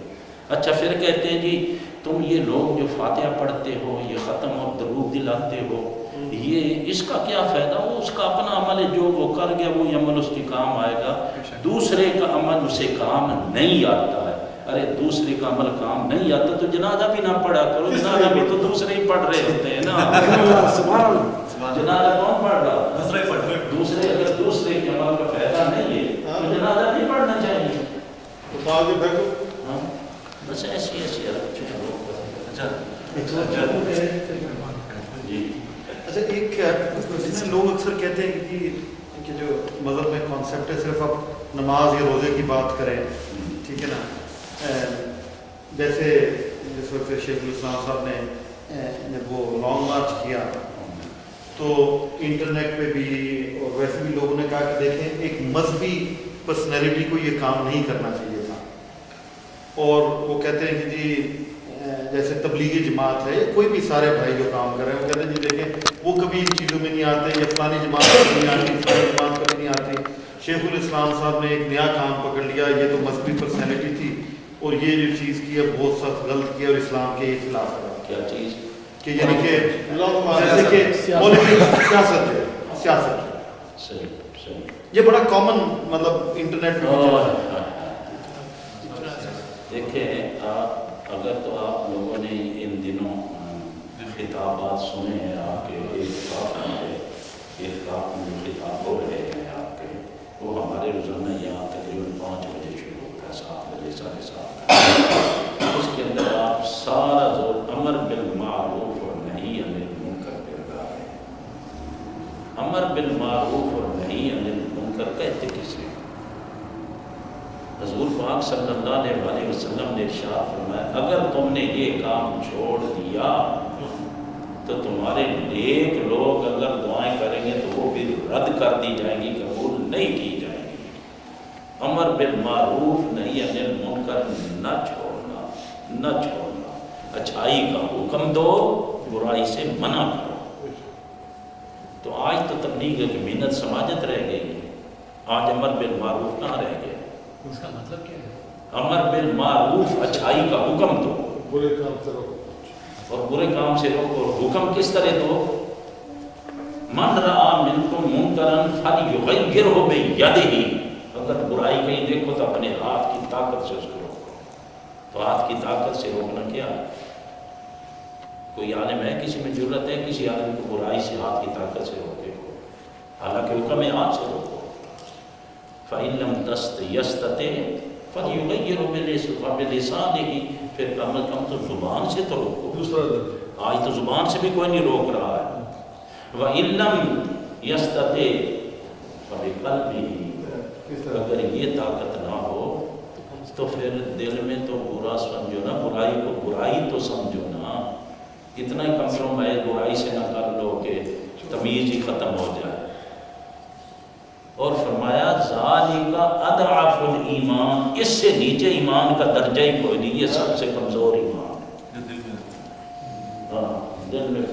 تو پھر یہ حضور پاک صلی اللہ علیہ وسلم نے فرمایا پہلی قوم میں کس طرح تباہ ہوئی، پہلی قومیں کس طرح تباہ ہوئیں، وہ اسی وجہ سے تباہ ہوئیں کہ امر بالمعروف کرتی تھیں، نہی عن المنکر کرتی تھیں، اس سے ڈھیلے پڑ گئے، ڈھیلے پڑتے پڑتے اگلے ٹائم امر بالمعروف کر رہے ہیں اور اگلے لمحے انہی کے ساتھ ظالموں کے ساتھ بیٹھ کے کھانے کھا رہے ہیں۔ تو جب انہی کے ساتھ جن کو امر بالمعروف، جو بدکار تھے، جو گناہگار تھے، جو بے حیا تھے، بے شرم تھے، انہی کے ساتھ مل جل کے رہتے رہتے خلط ملت ہو گئے اور رب تعالیٰ نے سب کو تباہ کر دیا۔ حضرت یوشع بن نون کی قوم 1,00,000 تھی، جس میں 60,000 نیکوکار تھے، 40,000 بدکار تھے۔ رب نے فرمایا جبریل ان سب کو تباہ و برباد کر دو۔ عرض کی مولا کریم ان کے اندر تو 60,000 آدمی نیکوکار ہیں۔ رب نے فرمایا ان کے ماتھے پہ کبھی بال ہی نہیں آیا ہے، برائی کو دیکھ کے انہیں کچھ بھی نہیں ہوتا تھا، یہ سارے کمپرومائز برائی سے کر چکے ہیں، سب ان صوفیوں کو پہلے رگڑا لگا۔ تو یہ امر بالمعروف جب تک آپ کے ہاتھ میں طاقت نہیں ہوگی کس طرح کرو گے؟ یہ تباہی کیوں ہو رہی؟ کیا تبلیغیں کم ہو رہی ہیں؟ ایمانداری سے کو کیا دنیا میں پہلے سے علماء کم ہیں؟ علماء بڑھے، تبلیغیں بڑھی، تقریریں بڑھی، جگہ جگہ مسجدیں، جگہ جگہ قرآن حکیم، دعائیں رو رو کے ہر جگہ ہو رہی ہیں۔ تو کیا فرق کیا بن رہا ہے؟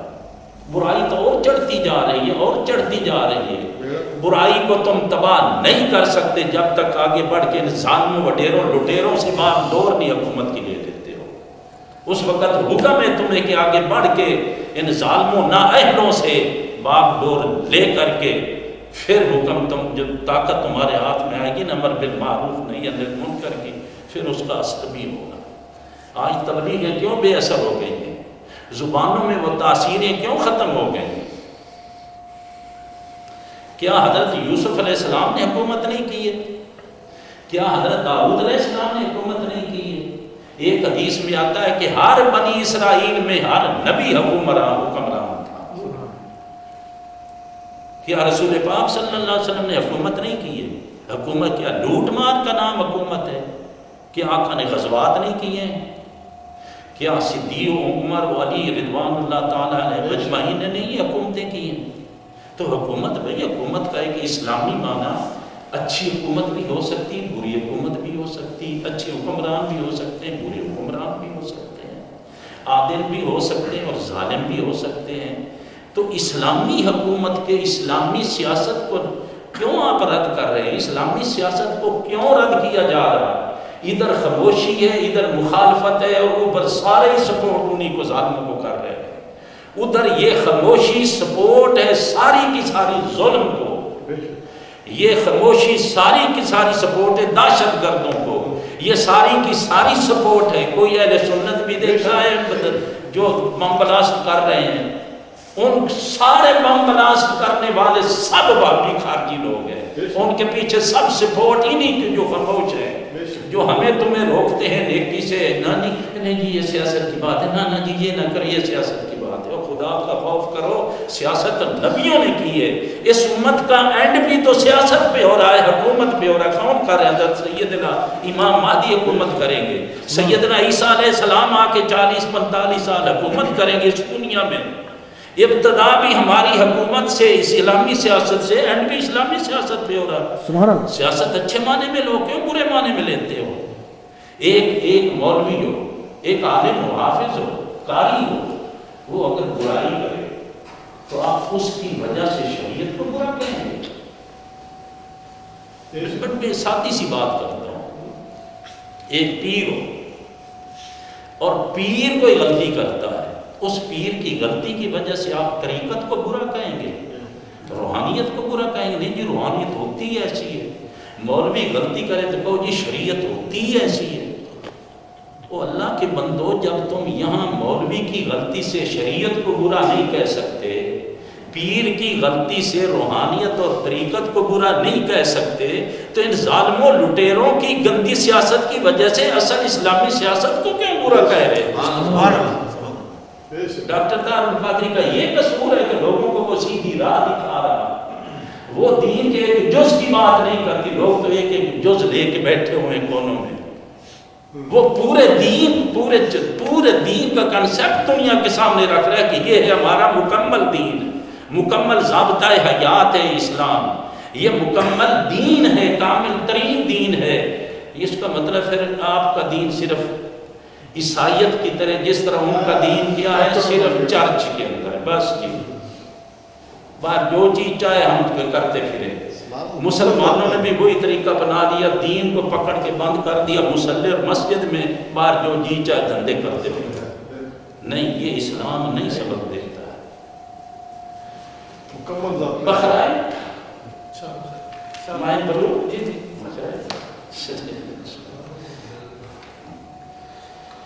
سب کا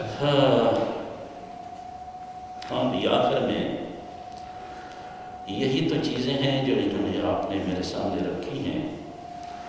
یہی ایک فرق ہے آج کے باقی تنظیموں جماعتوں میں اور منہاج القرآن میں۔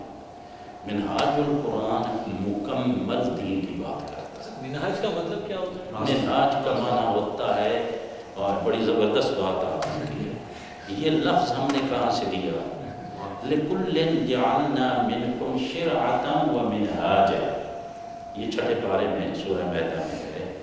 تم میں سے ہر ایک کے لیے ہم نے ایک منظر مقرر کی ہے اور اس کے لیے ایک کھلا راستہ بتایا۔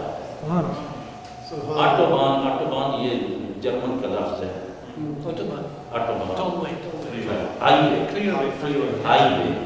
آج کی زبان میں اگر ترجمہ کیا جائے تو منہاج کا معنی ہائی وے، کھلا راستہ۔ کھلا راستہ کون سا؟ قرآن کا، تو منہاج القرآن کا معنی ہے قرآن کا راستہ۔ بھئی ہم اس لیے دعوت دیتے ہیں آپ کو، خاص کر نوجوانوں کو، آپ انٹرنیٹ دیکھا کریں، جوان ہی جب بھی کائنات میں کوئی بھی ایسی تحریک شروع ہوئی ہے، کوئی ایسا اللہ والا آیا ہے، اور انبیاء کرام علیہ السلام، ایمن کے رسول پاک صلی اللہ علیہ وسلم کی سیرت کو بھی پڑھ لیں، بوڑھے اس میں کم تھے، جوان ہی زیادہ تھے۔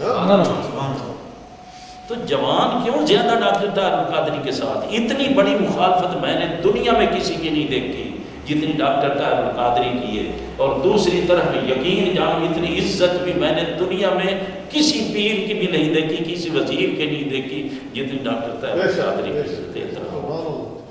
یہ تنظیم جوائن کرنا ضروری ہے؟ یہ جو ہے آج کے دور کے لینا کیوں ضروری ہے میرے لیے؟ یہ ہے کہ اگر آپ پورے دین کو سمجھنا چاہتے ہیں اور پورے دین کی خدمت کرنا چاہتے ہیں، ہر نہج پہ پورا دین ہے اس کی آپ خدمت کرنا چاہتے ہیں، تو پھر آپ کو ایسی تنظیم دنیا میں نہیں ملے گی۔ میں پوری دنیا کو میں خود وزٹ کر کے میں آپ کو بات اپنا مشاہدہ بیان کر رہا ہوں۔ ہے کوئی، میں نے پہلے بھی بتایا تھا کہ کوئی ہے وہ ایک جز کو اس نے لیا ہوا، اس لے کے بیٹھا ہے، بتاتا ہے کہ جی کل دین یہ ہے، دوسرا بتاتا ہے جی کل دین یہ ہے، تیسرا یہ بتاتا ہے جی جو میرے پاس ہے کل دین یہ ہے۔ نہیں، تو آئی خدا کی رسول پاک صلی اللہ علیہ وسلم کا فرمان جو ہمارے پورے لٹریچر کی جان وہ حدیث ہے جو حضرت ابو نعیم نے حلیۃ الاولیاء میں درج کی ہے۔ قال رسول اللہ صلی اللہ علیہ وسلم لا يقوم بدین اللہ الا من احاطہ من جمیع جوانبہ، کوئی بھی شخص پورے دین کو، جز کو نہیں، کل دین کو اس وقت تک پھر سے زندہ نہیں کر سکتا جب تک وہ پورے کے پورے دین کو لے کے نہیں اٹھا۔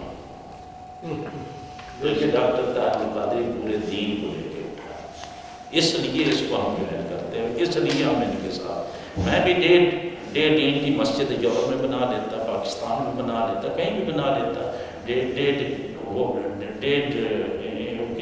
ان کی وہ اینٹ ہے، آدمی وہ کہتے ہیں نا، ہاں ایک مسجد بنا لی، میں بھی بنا سکتا تھا، پیری مریدی بھی میں کر سکتا تھا، الحمدللہ میں یہ سارے کام مجھے پتا تھا، میں کر بھی سکتا تھا، لیکن نہیں، میں نے جب دیکھا، ایمانداری سے بات کر رہا ہوں، میں نہ ان کا شاگرد تھا، نہ میں ان سے پڑھا تھا، نہ ہماری کوئی واقفیت تھی، میں نے بھی آپ دوستوں کی طرح یورپ میں بیٹھ کر کے ان کی کیسٹیں سنی تھی، اور ان کو دیکھ کر کے جب حقیقت میرے سامنے آئی ہے، پھر میں نے کہا کہ اب اس حقیقت کو نہ ماننا یہ اپنے آپ سے دھوکا ہے۔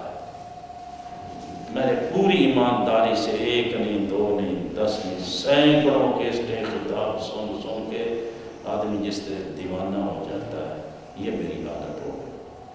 پھر میں خود رفیق بنا، اہلیہ کو بنایا، بچوں کو بنا دیا، تاکہ بچے بھی بعد میں بھٹکتے نہ پھریں۔ بچے بھی 3 4 سال کے تھے، ان کو بھی ساتھ ہی لائف ممبر بنا دیا، تاکہ یہ چیز جو ہے اس دین کے ساتھ ہم اس دور کے اندر جس آدمی میں روحانیت بھی ہے، شریعت بھی ہے، طریقت بھی ہے، حقیقت بھی ہے، سیاست بھی ہے، جس کے اندر دنیا بھی ہے، دین بھی ہے، ربنا آتنا فی الدنیا حسنہ کا عمل بھی ہے، وفی الدنیا حسنہ، دنیا کی بھلائیاں بھی، دین کی بھلائیاں بھی، ادھر کی بھلائیاں بھی، آگے کی بھلائیاں بھی۔ میں نے جتنا کامل و مکمل اس شخص کو ہے انسان، پھر بھی میں کہتا ہوں پورے بیلنس کو قائم رکھتے ہوئے، جوش اور ہوش دونوں کو قائم رکھتے ہوئے میں عرض کرتا ہوں، ہے انسان ہی لیکن اس دور کا غیر معمولی انسان۔ آپ کو آپ دنیا ساری وزٹ کر لیں، اس طرح کا مکمل آدمی آپ کو اس حوالے سے نہیں ملے گا۔ کسی نے 2 چیپٹر لیے ہوئے ہیں، کسی کی گفتگو یا کتابیں 4 چیپٹر پہ آپ کو مل جائیں گی، کسی کی 5 پہ مل جائیں گی، پر جس شخص نے 700 موضوعات پر 7000 خطابات، کوئی موضوع دنیا کا چھوڑا ہی نہیں، نہ دین کا نہ دنیا کا، جس پہ شخص نے گفتگو نہ کی، جس پہ اس نے کتابیں نہ لکھی اور لکھنا رہا، اور بے لوس ہاں ایک ذرا برابر جی نالج نہیں۔ مولانا میرے خیال میں جو انہوں نے سوال کیا نا، تھوڑا سا اس کو اگر میں بھی ریفریز کروں، کیونکہ میرے بھی ذہن میں اس طرح کا سوال تھا جی کہ ماشاءاللہ جیسے آپ کا تو ایک جو علم ہے، اور آپ نے بھی جیسے بتایا فرمایا کہ آپ نے کیس نہیں ان کی سنی اور ان پہ، تو آپ کے مطلب ذہن میں کیا چیک لسٹ یا کون سی ایک کسوٹی تھی یا کون سا ایک اسکیل تھا جس کی بیس پہ آپ نے یہ فیصلہ کیا کہ نہیں مجھے جوائن کرنا چاہیے؟ کیونکہ ہم ایٹ لیسٹ اگر میں اپنی بات کروں تو ہم اس قسم کے ایک اس میں ہیں کہ ڈیفینیٹلی اور بھی بہت سے ایسے ہیں، کیونکہ آپ کو پتہ ہے کہ اب تو گلوبل ویلیج ہے، آپ انٹرنیٹ پہ کھولیں تو بہت سے اور آپ کو خطابات بھی مل جائیں گے، جس طرح آپ نے فرمایا بہت سے اور علماء ہیں ان کے انہی کم و بیش ٹاپکس پہ اس قسم کی بات۔ مطلب ہم لوگ جو ہیں، ہم لوگ کیا وہ ایک لاجیکل ایک چیز کے اوپر اس چیز کا فیصلہ کر سکتے ہیں؟ اس کو اگر آپ تھوڑا سا سمرائز کر سکیں 2-3 چیزوں میں، کہ آپ یہ دیکھیں کہ یہ ہے، ان میں یہ ہے، نمبر 2 نمبر 3 نمبر 4، اگر یہ 4 ایلیمنٹس ہیں تو آپ ظاہر بات ہے سمجھدار ہیں، پڑھے لکھے ہیں، دنیاوی علوم آپ نے سیکھے ہیں، آپ اس چیز کو یس کرتے ہیں، اور اگر آپ کے ذہن میں نہیں ہے تو اوبیسلی وہ تو پھر ہم لوگوں میں اتنا شعور ہے کہ اس چیز کو کر سکتے ہیں اس طرح سے۔ ابتدا جس طرح کی تھی نا، میں یہ جو سوال ہوا تھا محبت کا، اب یہ بہت سارا پرابلم ہے لوگوں کے اندر کہ محبت رسول کا چیپٹر انہوں نے دین سے کاٹا ہوا ہے۔ اس شخص کے اندر سارا دار و مدار ہی محبت رسول پہ ہے،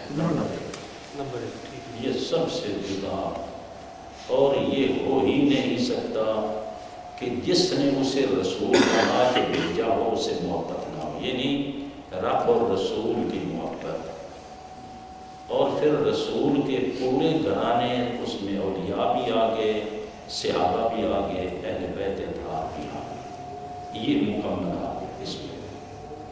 اب اس پہ بھی کئی لوگ ہیں جو ساتھ دعوے دار ہیں۔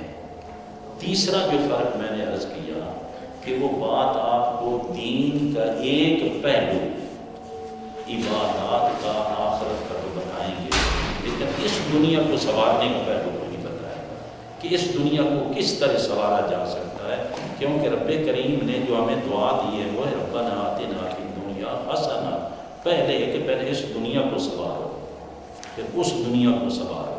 لوگ اس دنیا کو سنوارنے کی، آخرت کی تو بات کریں گے، کیا یہاں دھکے کھانے ہمارے نصیب میں ہیں؟ در بدر دھکے کھانے ہمارے نصیب، لٹیروں اور ظالموں کے ہاتھ میں سب کچھ دے دینا، یہ ہم نے کہیں قسم کھائی ہوئی ہے؟ نہیں، یہ جو سیاست اسلامی ہے یہ فرق اس آدمی کے اندر ہے کہ وہ آدمی اس دنیا کو سنوارنے کی بھی بات کرتا ہے، اس دنیا کو سنوارنے کی بھی بات کرتا ہے۔ تیسری چیز، چوتھی چیز، کچھ لوگ ہیں وہ طریقت پر زور ہے، روحانیت پر، طریقت پر زور ہے، پیری مریدی پر زور ہے، شریعت میں کمزور ہے۔ کچھ لوگ شریعت میں بڑے پختہ ہیں لیکن طریقت سے خالی ہے۔ اس آدمی کے اندر یہ ہے کہ یہ شریعت بھی اور طریقت دونوں کا جامع ہے، مجمع البحر ہے۔ تیسری چیز یہ ہے، اس میں ان کے بعد ایک صرف آخری ہے، 5 منٹ پوری کر۔ ان ساری باتوں کے باوجود نہ اسے کوئی پیری مریدی کا لالچ ہے کہ میرے مرید بنیں گے، شرینی ملے گی اور میرا گفٹ ملیں گے اور یہ چیز بھی اس میں۔ ان کی ہر کتاب آپ اٹھا کے یہاں کوئی بھی کتاب لے لیں، اس کے اوپر لکھا ہوگا کہ ریئلٹی میری کتابوں کی، میرے خطابات کی، کسی کی کوئی ریئلٹی کا نہ میں حقدار ہوں نہ میری اولاد حقدار ہے۔ یہ سب اللہ تعالیٰ کے دین کے لیے ضرورت ہے۔ اس نے دین کو دکانداری نہیں بنایا، کمائی کا ذریعہ نہیں بنایا، سب اللہ کے رسول کے لیے کیا۔ یہ بھی آپ آج کوئی 2 کتابیں لکھ لیتا ہے نا، 10 اس کی کیسٹیں ہوتی ہیں، اسی کی ریئلٹی سے وہ امیر سے امیر تک بنتا ہے، وہ بیچتا ہے اپنی کیسٹیں، وہ کتابیں بیچتا ہے۔ ہم یہ سارا کچھ کرتے ہیں کس کے لیے؟ یہ سارے کا سارا پلٹ کے اللہ کے دین پر لگاتے ہیں، ادھر سے جا کے خریدتے ہیں، پلٹ کے پھر اللہ کے دین پر ہی سارا خرچ کرتے ہیں۔ نہ یہ میرے گھر جاتا ہے نہ کسی تنظیم کے ساتھ ہی گھر جاتا ہے، یہ پلٹ کے پھر اللہ کے دین پر ہی خرچ ہوتا جاتا ہے۔ یہ فرق ہے، ہم نے اس کو کاروبار نہیں دی۔ اللہ تعالیٰ جی ہمیں مزید توفیق۔ جی بیٹھے ایک سوال ہے۔ آگے آپ نے ایک اور لکھا ہوا ہے کہ انبیاء، شاہدین، صالحین، صدیقین، ان میں کیا فرق ہے؟ ان کے اپنے اندر ہے، نبی نبی ہے، خدا خدا ہے، مصطفیٰ مصطفیٰ ہے۔ اس پہ تو میں بڑا سمجھاتا رہا ہوں، یہ درمیان میں اتنے ہماری نشستوں میں ہر روز ترجمے چلتے تھے، حتیٰ کہ رب کا لفظ میں نے کہا بھی یہ وہ کیا حضرت یوسف علیہ السلام جس کے گھر رہے ہیں عزیز مصر، اس کے اوپر بھی رب کا لفظ ہے قرآن میں۔ آپ نے خود فرمایا ہے، یوسف علیہ السلام کی زبان سے قرآن میں لکھا ہے کہ میں اس رب کے گھر میں، جس نے مجھے اچھے طریقے سے اپنے گھر میں ٹھہرایا ہے، اس کے گھر کے اندر میں خیانت کروں؟ استغفر اللہ معاذ اللہ۔ جب زلیخا نے اپنی طرف کوشش کی تھی کھینچنے کی، تو آپ نے یہ الفاظ کہہ کے جدا ہو بھاگ نکلے تھے محل سے، محلوں سے باہر نکلتے گئے، تالے کھولتے گئے۔ آگے پھر خود اسی کے ساتھ ہی آیت میں ہے وَلَقَدْ هَمَّتْ بِهِ وَهَمَّ بِهَا لَوْلَا أَن رَّأَىٰ بُرْهَانَ رَبِّهِ۔ اس عورت نے تو اس کا ارادہ کر لیا تھا، یوسف علیہ السلام کا، یہ یوسف بھی اس عورت کا ارادہ کر لیتا اگر رب کی دلیل نہ دیکھتا۔ یہاں پھر رب کا لفظ آ گیا۔ یہاں رب سے مراد کیا ہے؟ وہ رب العالمین ہے۔ یہاں رب سے مراد وہ کون ہے؟ عزیز مصر ہے، وہ حقیقت ہے، یہ مجاز ہے۔ اب آپ کو ایک آدمی کہے کہ یہ تو شرک ہو گیا، جی وہ عزیز مصر کو رب کہہ دیا، یہ تو شرک ہو گیا۔ نہیں، رب رب ہے، یہ چونکہ اسے گھر میں اس نے ٹھہرایا ہوا تھا، اس لیے اس کو رب کا لفظ آپ نے خود بول دیا۔ جب وہ جیل سے نکلنے لگے تھے، وہ جو جیل لیے جس نے آزاد ہونا تھا، اس کو آپ خود فرما دو اذکر عند ربک، اپنے رب کے پاس میرا بھی ذکر کرنا۔ بھی جیل میں ایک آدمی اس طرح کا بھی پڑا ہوا ہے، اپنے رب کے پاس اس ساقی کو جو آزاد ہو رہا تھا، آپ نے دوسری جگہ بھی رب اس کو کہا کہ اس کو بادشاہ کو کہا، ملک کو۔ تو آگے ہم کسی کو آج ملک کہہ دیں تو ملک بھی تو رب کا نام ہے، مالک یوم الدین، ملک یوم الدین، وہ قیامت کے دن کا مالک ہے۔ تو ہم کسی دوسرے کو تو مالک کہہ ہی نہیں سکتے، یہ تو شرک ہو جائے گا۔ ہم کسی کو باس نہیں کہہ سکتے، یہ تو شرک ہو جائے گا۔ جی اس چیز کا کون مالک ہے؟ یہ صاحب فلاں صاحب مالک ہے، جو وہ مالک کہاں ہوئے؟ یہ تو شرک ہو گیا۔ نہیں، حقیقی مالک وہ ہے، یہ عارضی طور پہ، مجازی طور پہ۔ اسی طرح سمیع و بصیر کا میں نے سمجھایا، رؤوف الرحیم کا سمجھا۔ رؤوف الرحیم رسول کا نام بھی ہے، اللہ بھی رؤوف الرحیم ہے، رسول رسول ہو کے رؤوف الرحیم ہے، اللہ رؤوف الرحیم ہے۔ یعنی یہ چیزیں جو ہیں انہوں نے آ کے خلط ملط جب کر دیتا ہے آدمی، تو سارا کنسیپٹ ہی بس وہ پریشان ہی پریشان، نوجوان نسل اس لیے بیچارے پریشان ہوئے۔ سنا کرو زیادہ سے زیادہ ڈاکٹر طاہر القادری کو پڑھو، ان کی کتابیں، یقین جانو آپ کو دنیا بھی سنورے گی، آپ کا اندر من بھی سنورے گا، آپ کا آگے قبر بھی سنورے گی، آپ کی آخرت بھی سنورے گی، آپ کی دنیا بھی سنورے گی۔ یہ وہ جو سیاست کر رہا جی حافظ صاحب، اہل سنت جماعت کیا ہے؟ اہل سنت جو مرشدی طریقہ ہے یا مدنی چینل والے صاحب جو بتا رہے ہیں وہ ہے، یا طاہر القادری صاحب بتا رہے ہیں وہ ہے؟ یہ سارے اہل سنت، یہ سارے اہل سنت کے نام ہیں۔ امام اعظم ابو حنیفہ اہل سنت ہے، امام شافعی اہل سنت ہے، امام مالک اہل سنت ہے، امام احمد بن حنبل اہل سنت ہے، تمام اولیاء کاملین مقربین از اول تا آخر سارے ہی اہل سنت۔ ان میں کوئی ایک نہ خارجی ہے، نہ ان میں کوئی ایک اہل حدیث آپ کو ملے گا، نہ کوئی آپ ان کے اندر کوئی وہابی ملے گا، آپ کو کوئی اور نہیں ملے گا، یہ صرف اہل سنت کے اندر ہی آپ کو یہ ملے گا۔ انہی کو صالحین کہتے ہیں، انہی میں سے صدیقین ہے، انہی میں شاہدین ہے۔ یہ انبیاء کرام علیہ السلام کا طریقہ جو چلا، اولیاء کا طریقہ چلتا چلا۔ رسول پاک صلی اللہ علیہ وسلم نے فرمایا میری امت کے اندر ابدال 40 رہیں گے۔ ابدال بھی اولیاء کی ایک ڈیفینیشن، ایک ان کا درجہ ہے، ایک نظام اولیاء۔ اولیاء کہتے ہیں دوست، ولی کو، اللہ کے دوست۔ وہ جو اللہ کے دوست ہیں ان کے اندر پھر ان کی اپنے اپنے درجے عہدے ہیں، کئیوں کو ابدال کہتے ہیں۔ ابدال جو ہیں ان میں سے آپ نے فرمایا 22 ملک شام میں ہوں گے، 18 ملک عراق میں ہوں گے۔ یہ آخر دور تک رہیں گے، یہ وہ لوگ ہوں گے جو سیدنا حضرت امام مہدی علیہ السلام کی فوج میں جا کے شامل ہوں گے۔ یہ آخر عمر، آخری دور تک یہ رہیں گے۔ یہ وہ اولیاء اللہ۔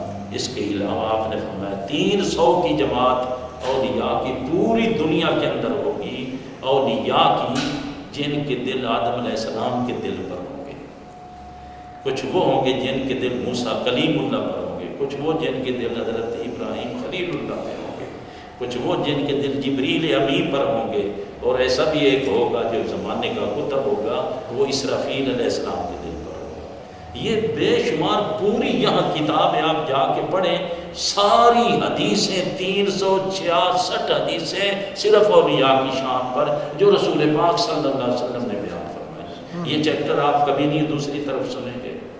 ہم اس لیے پورے دین کی بات کرتے، ولی کی بات کرو، شہید کی بات کرو، صدیق کی بات کرو، نبی کی بات کرو، اور جس نے ان سب کو یہ درجے عطا کیے اس مالک حقیقی کی بات کرو۔ آپ یہ سارا کچھ ہی چھوڑ جائیں تو یہ پھر اچھی بات نہیں، یہ ادھوری ساری بات۔ اس لیے میں نے ایک قول ایک پڑھ کے ان کو عید پرسوں رات میں سنایا تھا کہ المومن طائر یطیر الی اللہ بجناحہ۔ آپ شب برات تھے ادھر سے لیلۃ القدر، لیلۃ القدر میں تھے نا کہ آپ بیان فرماتے ہیں حضور سیدنا غوث الاعظم رضی اللہ تعالیٰ عنہ کہ مومن ایک روحانی پرندہ ہے۔ مومن ایک روحانی پرندہ ہے جو اپنے رب کی طرف پرواز کرتا ہے 2 پروں کے ساتھ، جناح الاول المحبت و جناح الثانی العمل۔ یہ محبت کا پر ہے، یہ عمل کا پر، لہذا یہ محبت کا پر اور عمل کا پر دونوں ہوں گے، جتنے مضبوط ہوں گے یہ پرندہ اتنی زیادہ پرواز اونچی کرے گا۔ یہ وہ شہید، یہ وہ شعباز الہی ہے۔ تو یہ چیزیں آپ کو اس سمت نہیں ملیں، اس سمت خشکی فتوے، یہ بھی شرک، یہ بھی بدعت، یہ بھی شرک، یہ بھی بدعت، یہ بھی بس کفر شرک بدعت کی مشینیں جو چلائی ہوئی ہیں۔ آخری بات اس معاملے میں، یہ در کتاب پر پڑھی، میں کہہ رہا ہوں آپ لٹریچر پڑھیں، یقین جانو کیا بات ہے جو ہمیں رسول پاک صلی اللہ علیہ وسلم نے نہیں بیان فرمائی۔ حضرت سیدنا عبداللہ ابن عمر رضی اللہ تعالیٰ عنہ فرماتے ہیں سب سے بڑی علامت ان ظالموں کی یہ ہوگی کہ وہ آیتیں قرآن مجید کی جو مشرکوں اور کافروں کے بارے اتری ہیں وہ پڑھ پڑھ کے مومنوں پر چسپاں کریں گے، مومن پر جڑیں گے۔ دیکھو جی یہ غیر اللہ ہے، یہ من دون اللہ، یہ دون اللہ، یہ غیر اللہ. ارے جہاں غیر اللہ اور من دون اللہ ہے وہ تو سارا کافروں مشرکوں بتوں کے بارے میں آیا.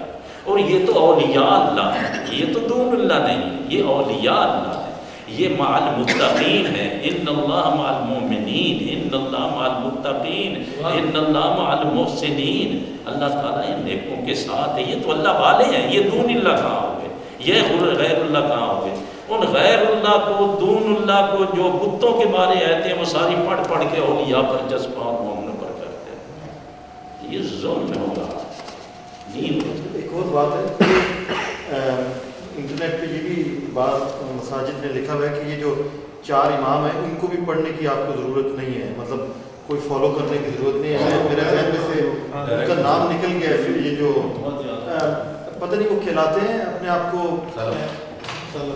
نہیں کچھ ہو رہا ہے, جو امام تیمیہ ہیں, ہاں جی غیر مقرر, انہوں نے جب مطلب انہوں نے پورا لکھا ہوا ہے اس چیز کے اوپر کہ ان کو کوئی فالو کرنے کی ضرورت نہیں ہے کیونکہ امام تیمیہ یہ کچھ بیان کرتے ہیں, کچھ اس طرح کا. تو پھر امام تیمیہ کو کیوں فالو کرتے ہیں؟ یہ بھی تو فالو کر ہی رہے ہیں. امام تیمیہ نے فرمایا کسی کو فالو نہ کرو, تو یہ بھی تو ایک فالو کر ہی رہے ہیں ابن تیمیہ اور بن باز. عبداللہ بن باز تو کل کی بات ہے. اس نبینے کو فالو کرو جن کو دل اور یہ آنکھیں رب نے دل کی بھی آنکھیں دی, ان کو فالو نہ کرو. جن کی یہ آنکھیں بھی نہیں ہیں اور یہ آنکھ بھی نہیں ہے ان کو فالو کرو. کہاں کا انصاف ہے؟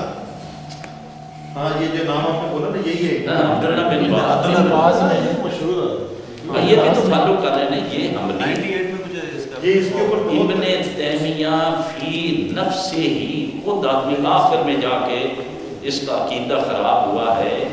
پہلے شروع کے اس کے عقائد جو ہیں, اس کے عقائد اس وقت تک یہ سرکار غوث الاعظم کا زبردست عقیدت مند تھا. یہ اونٹ غلے کے لاد کے شام میں ہوا ہے دمشق میں. اور کمال یہ کہ اس کی قبر آج بھی مقبرہ صوفیہ میں ہے. یہ بھی غضب ہے, ادھر صوفیوں کے مخالف ہیں, ادھر جہاں اس کی قبر ہے اور اس کے بیٹے کی بھی قبر ہے, اس مقام کا نام ہی مقابر صوفیہ ہے. مقابر صوفیہ میں اس کی قبر ہے. اور وہاں 1-2 قبریں نہیں, بہت سارے صوفیوں کی اولیاء کی قبریں ہیں, ان کے اندر اس کی قبر ہے مقابر صوفیہ میں. ادھر صوفیوں کے خلاف ہے, ادھر قبر ہی صوفیوں میں ہے. نکال کے کہ علیحدہ دفن کرتے. بن باز کا ابھی جو نام لیا نا, ان کا فتویٰ سعودی عرب والوں نے اپنی ویب سائٹ پہ لگایا ہوا ہے, ابھی بھی آپ دیکھ سکتے ہیں. ان کے مطابق قادری, چشتی, نقش بندی, دیوبندی, بریلوی, شیعہ, یہ سارے کافر. ان کی ویب سائٹ کے اوپر لکھا ہو, جا کے پڑھ لیں. وہ کہتے ہیں ان کی مسجد میں نہیں جائیں, ان کے پیچھے نماز نہیں ہوتی, یہ سارا ان کی ویب سائٹ کے اوپر لکھا ہوا ہے. ان کے فتوے کے مطابق 98-99% پاکستانی, انڈین, بنگالی سارے کافر ہیں. اس کے مطابق یہ بات اس میں ہے کہ جو رفاقت ہے, میں نے آپ کو بتا دیا کہ اس کی اہمیت منہاج القرآن اس کیوں ایک آپ کو الگ چیز ایسی نظر آتی جو پورے دین کو لے کے چل رہا ہے. اس لیے ہم دعوت ممبرشپ کی اس لیے ان کو دیتے ہیں کہ اگر آپ اس چیز کو سنیں, آپ کا دل اور دماغ تسلیم کرے, تو پھر خدمت کریں تو پورے دین کی خدمت کریں. اس لیے منہاج القرآن کے لائن ممبرشپ آپ حاصل کریں. اور اس کے آپ کو یہ فوائد ہیں کہ گویا آپ اللہ کے پورے دین کو اٹھا رہے ہیں, اللہ کے دین کو پھر سے زندہ کرنے میں آپ اپنا کنٹریبیوشن لا رہے ہیں. اس لیے یہ رفاقت بڑی ضروری ہے. میں کیونکہ خود اس کو آزما چکا ہوں, میں ایک کے آزما چکا ہوں. ہمارے ہاں تو حالت یہ ہے, بچہ ابھی ماں کے پیٹ میں ہے, اس کو رفیق بنا دیتے ہیں. بزرگ چلے گئے ہیں دنیا سے, ان کو بھی ایک رفاقت نام ان کا فلم کر دیتے. میں اپنے بچے تھے چھوٹے چھوٹے 4, جن کو میں نے جب رفیق بنایا, بڑا بچہ تو وہ شادی شدہ ہے, میاں بیوی, وہ اللہ کرنا انہوں نے رفاقت لے لی. یہ چھوٹے بھی بچے تھے, میں نے جب ان کو رفیق بنایا, ان کے وہ 4 مجلے منہاج القرآن میں 3 مجلے چلتے ہیں, منتھلی میگزین جو چلتے ہیں. ایک کا نام منہاج القرآن ہے, ایک کا نام قرآن اسلام ہے, ویمن لیگ کے لیے, خواتین کے لیے, ان کے مسائل وغیرہ, اور ایک ہے العلماء, وہ علماء کے لیے مجلہ چلتا ہے, میگزین. اس میں کیا ہوتا ہے؟ قرآن کا چیپٹر ہے، حدیث کا چیپٹر ہے، فقہ کا چیپٹر ہے، تاریخ کا ہے، سیرت کا ہے، روزمرہ کے مسائل ہیں، ایک طرف اردو ہے اور ایک طرف انگلش ہے۔ اسی طرح ویمن لیگ کے لیے، خواتین کے لیے اگر وہ ممبر بنتی ہے تو اس کے لیے آپ دختران اسلام لگوا لیں، اپنے لیے منہاج القرآن مجلہ لگوا لیں، تاکہ خواتین کے مسائل جو ہیں وہ خواتین تک اس طرح پہنچیں۔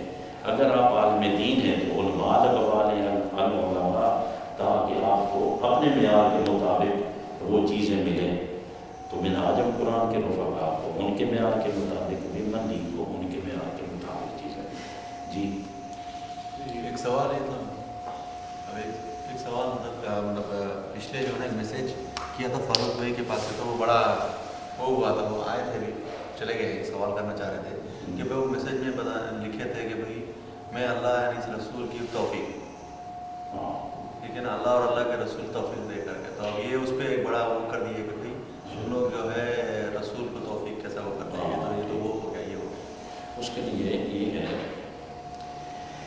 کہ جس طرح یا اللہ یا رسول اللہ کہہ دیا، الصلاۃ والسلام علیک یا رسول اللہ کہہ دیا، یا کے لفظ سے ان کو چڑھ، یہ یوں سمجھتے ہیں یعنی الٹی کھوپڑی ہو گئی ہے۔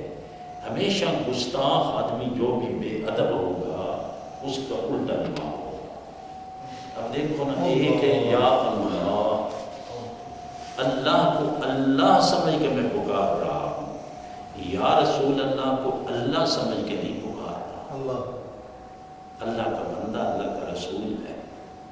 اگر میں نے کہیں لکھ دیا یا اللہ یا رسول اللہ تو یہ ان کا مقابلہ کرا رہا ہوں۔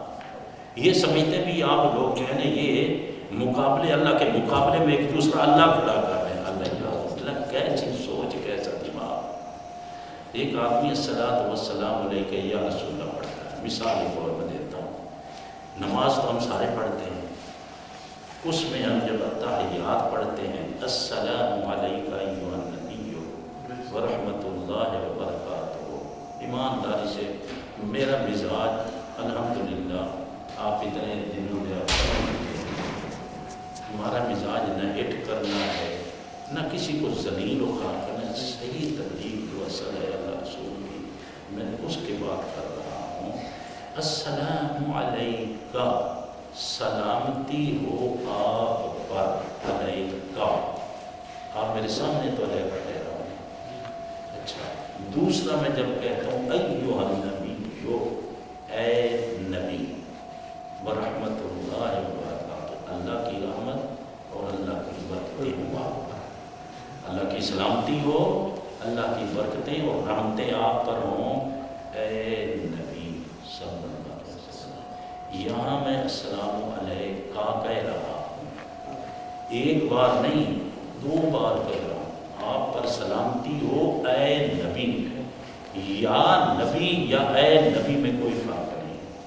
یا نبی کا معنی آپ کیا کریں گے؟ یا رسول اللہ، اے اللہ کے رسول، ایھا النبی، اے نبی۔ تو ایو کہنے میں قرآن مجید میں جا بجائے یا ایھا الذین آمنوا، اے ایمان والو، اے ایمان والو، جا بجا قرآن مجید میں 89 بار آیا یا ایھا الذین، قرآن مجید میں یا ایھا الذین 89 بار آیا، 89، یا ایھا الناس 20 بار قرآن مجید میں، یا ایھا الناس کا اکثر مضمون جو ہے، اکثر یا ایھا الناس کا مضمون جو ہے اس میں توحید کا درس ہے، اور یا ایھا الذین آمنوا اس میں ساری انسانیت شامل ہے، ادھر ساری انسانیت شامل نہیں کی، اس میں خاص غلامان رسول شامل کی، یا ایھا الذین آمنوا ہے، یا ایھا الناس میں ساری انسانیت کو شامل کیا۔ تو جب ہم یا کہتے ہیں، نہ رب کا مقابلہ ہے، نہ ہم ان کو رب کا جز مانتے ہیں، نہ رب کے درجے میں کسی حوالے سے مانتے ہیں، ہم ان کو رسول ہی مانتے ہیں، السلام علیکہ ایھا النبی ورحمۃ اللہ پڑھتے ہیں۔ تو اس کے اندر کوئی اختلاف نہیں، کوئی جھگڑا نہیں، مفت کے جھگڑے لوگ، ان کی توحید اتنی کچی توحید ہے کہ تھوڑی سی بات پہ شرک ہو گیا، یہ تو ظلم ہو گیا، یہ شرک کفر ہو گیا. ارے اللہ کے بندو، بخاری شریف سے آپ امام بخاری سے بھی بڑے آ گئے ہیں، جنہوں نے ایک نہیں کتنی حدیثیں اس مضمون کی لکھی. ہر امام حدیث نے اللہ کے پیارے حبیب صلی اللہ علیہ وسلم نے فرمایا ما اخاف علیکم ان تشرکوا بعدی، مجھے یہ خوف ہی نہیں رہا ہے کہ تم میرے بعد پلٹ کے مشرک ہو جاؤ. ان کو خوف ہے، رسول کو خوف نہیں رہا، ان کو خوف رہ گیا. وہ تھوڑی سی بات ہے ادھر یا رسول اللہ کہہ دیجیے جی مشرک ہو گئے، السلام علیکم یا حبیب اللہ، مشرک ہو گئے، لا حول ولا قوت. ہم نے ان کو خدا بنا لیا. اللہ کے پیارے حبیب فرما رہے ہیں کہ مجھے یہ خوف ہی نہیں ہے کہ تم پلٹ کے میرے بعد بتوں کی یا ستاروں کی یا چاند کی یا سورج کی یا میری پوجا کرو گے، یہ مجھے کوئی خوف نہیں رہا. یہ بخاری میں حدیث ہے؟ ہاں بخاری متفق حدیث میں رد کر رہا ہوں. اس کے بعد آپ خوف مجھے کس چیز کا ہے؟ مجھے تمہارے اندر دنیا کا خوف ہے کہ دنیا کی دوڑ میں لگ جاؤ. اس میں ہر کوئی لگا ہوا ہے، اس کی طرف کوئی نہیں توجہ دلاتا اور ادھر سب کو شرکی نظر آتا ہے. اور پھر آپ نے فرمایا ہاں شرک، مجھے ایک شرک کا خوف ہے تمہارے اوپر، وہ شرک خفی کا ہے کہ تم شرک خفی کرو گے. شرک خفی کیا ہے؟ دکھلاوا، ریاکاری، لوگوں کے دکھلانے کے لیے، شہرت جھوٹی حاصل کرنے کے لیے، مفت کی شہرت حاصل کرنے کے لیے ایسی بناوٹ بناؤ گے، ریاکاری کرو گے. مجھے اس خفی شرک کا تمہارے اوپر خوف ہے، اس شرک کا خوف نہیں ہے جو تم کہ میرے بعد تم کسی اور کو خدا سمجھ کے اس کو پوجا کرنے لگے. تو بڑا صاف صاف. اچھا جب یہ دنیا میں قیامت آئے گی، آخری اینڈ ایک رات میں نے خیال میں نے سارا یاجوج و ماجوج کا قصہ جب آیا تھا تو پوری تفصیل سے اینڈ تک ساری بات کر دی تھی. جب عیسیٰ علیہ السلام 40 یا 45 سال حکومت کریں گے دنیا میں، حضرت عیسیٰ علیہ السلام وہاں تشریف لائیں گے، صلیب توڑ دیں گے. سب سے پہلی چیز عیسیٰ علیہ السلام کے آنے پہ صلیب ختم ہو جائے گی، یہ کراس کا نشان ختم ہو جائے گا. ٹیکسز، بلاسٹنگ بلاسٹنگ ختم ہو جائے گا. یہ جو جانور ہے حرام جانور جنگلوں کا جس کا نام ہم لینا گوارا نہیں کرتے، خنزیر، یہ بھی دنیا میں ختم ہو جائے گا. کتنے کام ہو گئے؟ اور چوتھا دجال لعین کو آپ ختم کریں گے. یہ کام حضرت عیسیٰ علیہ السلام کریں گے. اس کے بعد حضرت امام مہدی علیہ السلام کا وصال ہو جائے گا. عیسیٰ علیہ السلام بحیثیت نبی اس دنیا میں نہیں تشریف لائیں گے، بحیثیت امتی مصطفیٰ صلی اللہ علیہ وسلم وہ قرآن پر عمل کریں گے، اس شریعت مصطفیٰ پر عمل کریں گے، اسی طرح نماز پڑھیں گے. حضور پاک صلی اللہ علیہ وسلم کے روضہ اطہر میں ان کی قبر بنے گی. مسلمان ان کا جنازہ پڑھیں گے جس طرح ہم مسلمان پڑھتے ہیں. ان کے وصال کے بعد آہستہ آہستہ اسلام کمزور ہوتا چلا جائے گا، کفر غالب ہوتا چلا جائے گا، نیکی دبتی چلی جائے گی، بدی غالب ہوتی جائے گی، حتیٰ کہ نیکی نام کی نہیں رہے گی. مسلمان نام کا دنیا میں نہیں رہے گا، صرف خالص کفر دنیا میں آ جائے گا. وہ جو خالص کفر ہوگا اس کے اندر پلٹ کے پھر یہ شرک شروع ہوگا. یہ شرک جو بتوں کی پجاری اور یہ شرک جو ہے شرک جلی، اس کو شرک جلی کہتے ہیں، اور ریاکاری وغیرہ کو شرک خفی کہتے ہیں. یہ جو شرک جس کو یہ آج ہمارے دوست شرک کہتے ہیں، یہ شرک اس زمانے میں پلٹے گا، اس کے اوپر قیامت قائم ہوگی. ابھی ایک سوال وہی ہے کہ ورنہ توفیق ہمیں اللہ رسول کی توفیق ہاں کہہ سکتے ہیں. رسول پاک صلی اللہ علیہ وسلم کی بارگاہ میں نجران کے عیسائی آتے ہیں، معاہدہ ہوتا ہے عیسائیوں کے ساتھ. معاہدے میں جس علاقے کے لوگ مسلمان ہو جاتے تھے لیکن وہ یہ کہتے تھے کہ جی مذہب ہم اپنا رکھیں گے، اسلام نے سختی نہیں کی ہے، زبردستی کسی کو کلمہ نہیں پڑھایا.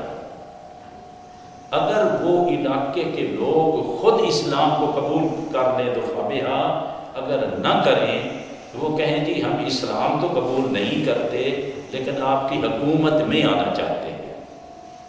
تو نجران کا علاقہ جو اس وقت تھا، آج تو خیر سعودیہ کا علاقہ ہے، انہوں نے جب رسول پاک صلی اللہ علیہ وسلم کی بارگاہ میں عرض کی جی کہ مذہب ہم اپنا رکھیں گے، اپنے مذہب میں عیسائیت پہ اوپر قائم رہیں گے. آپ نے فرمایا ٹھیک ہے قائم رہنا، کوئی زبردستی نہیں ہے کہ اسلام ضروری قبول کرو، پیغام ہم نے پہنچانا تھا، تمہارا بھلا ہے، دوہرا ثواب حاصل کرو گے، اگر قبول کرنا نہیں کرنا چاہتے نہ کرو. انہوں نے کہا جی ہم آپ کی سلطنت میں آنا چاہتے ہیں، آپ سے لڑنا نہیں چاہتے ہیں. آپ نے فرمایا آ جاؤ سلطنت میں آ جاؤ. معاہدہ لکھا گیا، اس معاہدے کے اندر یہ لکھا گیا کہ رسول پاک صلی اللہ علیہ وسلم معاہدہ لکھا رہے ہیں، لکھ رہے ہیں کہ آج سے یہ نجران کے عیسائی اللہ اور اللہ کے رسول کے ذمہ میں ہے.